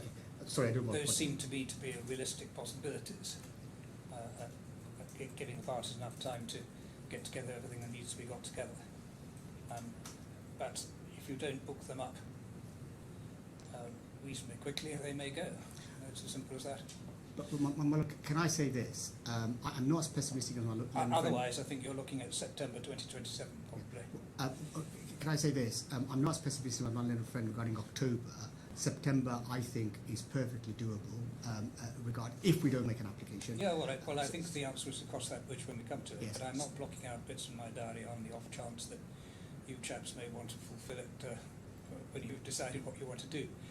But the sooner you make some decisions on it, the earlier one can decide and fix the date, and then, if necessary, work backwards with the rest of the directions. Yes. So, if you can make some decisions by Tuesday of next week and let the court know, then we can at least intimate what the possibilities are and try and sort out a timetable by agreement, or, if necessary, a further CMC online. I think that's absolutely fair, my lord. Yes, and the second question is, so leaving that, and I think that is doable, and my learned friend and I could, so what we would say is, if so advised within 21 days, I'm hoping to get back to the court by Tuesday, if not earlier. Yeah, sure. Then we still need, I think, another hearing before your lordship, because we've got the issue of cost. Once, I think my learned friend's position is that we can't really do about the cost of today's application, because most of the costs were reserved. No, what I can do is, when I give you my reasons, I can indicate what I think my likely decision would be on costs, and if you the parties don't agree on that, then you can make some short written submissions about costs, and I can then decide without having to have everybody back for another hearing. So, because your lordship would do, I'm assuming, principle of cost in your judgment, and then if the principle is some party should get cost, then we may have to list them out for quantum, I suspect. Yeah, I'll say that it can be dealt with in writing at Yes. that point. Yes. I shall set page limits because I don't like long submissions on costs. Well, then in that case, my lord, you've dealt with one of the issues that I need to do. I don't think there's anything further I could clarify, but can I just for my lay clients, they were a bit confused at your lordship's decision. The indications I've given. Yes, can I just have that amplified again, so at least they understand? I appreciate your lordship will give the judgment later. I will. But they're just for the. I have told them what I heard, but I just wanted them to come from your lordship. That would be more clear. the preliminary issue is, did the Bank of India and or the Bank of Baroda demand or require that any facilities either the claimant had with them be closed, as alleged in paragraph 38 of the particulars of claim and particularised in paragraphs 43.2 and 43.3 of the particulars of claim? And my answer to that question is yes. But the second half of the question is, did they do so for the reasons explained in the claimant's response to the unless order, etc., etc., etc.? And the answer to that will either be yes, or more probably, I don't know at this stage. And that matter may therefore have to be explored at trial, which is really what I anticipate is likely to be my decision when I've sat down and thought about the reasons for it more closely. My Lord, thank you. That adds clarity. I hope it's clear. It's absolutely clear, and it was clear to me, but my lay client just wanted to... No, I understand these questions are not straightforward. And just one, and again, it's not an issue of grandstanding. I've explained to my clients that this was an application made by the defendants, the defendants, for the court to make the determination, and yeah, I understand. You're going to want to say you succeeded. Yes, we've succeeded, and that's what I wanted to say. I understand you're going to want to say that. I've told my client we've succeeded. So, so Mr. Blackwood will want to qualify that in more than one respect, no doubt. But that can wait. My reasons and your written submissions. It's not hard to see what the submissions are likely to be. I'm grateful, my Lord. I just wanted that clarity. I didn't want to waste your Lordship's time. Yeah. I am grateful for the patience and indulgence you've given me. Thank And you. as part of the order that I make, I will include that within 21 days of the date of the order, if so advised, the claimant is to apply to a court to amend the particulars of the claim with a draft exhibited to the application and to apply, if so advised, to join any third parties. Yes, I think just for clarity, we'll say the 11th of December, which is today. 21 days from today. Thank you, my Lord. Yeah, okay. Can I just turn my back for 1 moment? Yeah. My Lord, there's nothing further for me to add on this. No. And I say the sooner you can make some decision and notify the court, then the sooner it will be possible to work out whether we can get a timetable that's operative for a trial date. And I say the sooner that's done, the better, because my date's fill up. Well, you never know when they're going to fill up. Your Honour, we're of course extremely content that Mr. Uddin does appear Yes. and continues to appear on behalf of the claimant. But those instructing me do remind me that his involvement has extended somewhat beyond advocacy to, for example, writing to the bank, Yes. banks, on the claimant's behalf. Clearly, if we are going to be shouldering the burden, then we will be bearing that in mind in any future application for further security. Yes. Yes. Well,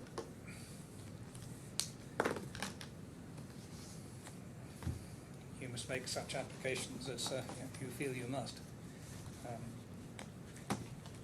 Absolutely. Your Honour. Security of costs for litigant in person is not a matter of fortnightly orders.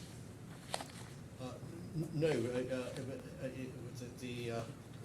litigant person is a company, and I think Your Honour made the sentiment, or conveyed the sentiment at the last hearing, that whatever attempts might or might not have been made to stifle any claim, they are unlikely to have been successful. At that point, yes. But the whole matter will have to be dealt with on evidence as and when you make any application. Of course. Absolutely. And we will make a principled decision. Of course. All right, well, thank you all very much, and I hope you all get a good Christmas break. I'm very grateful.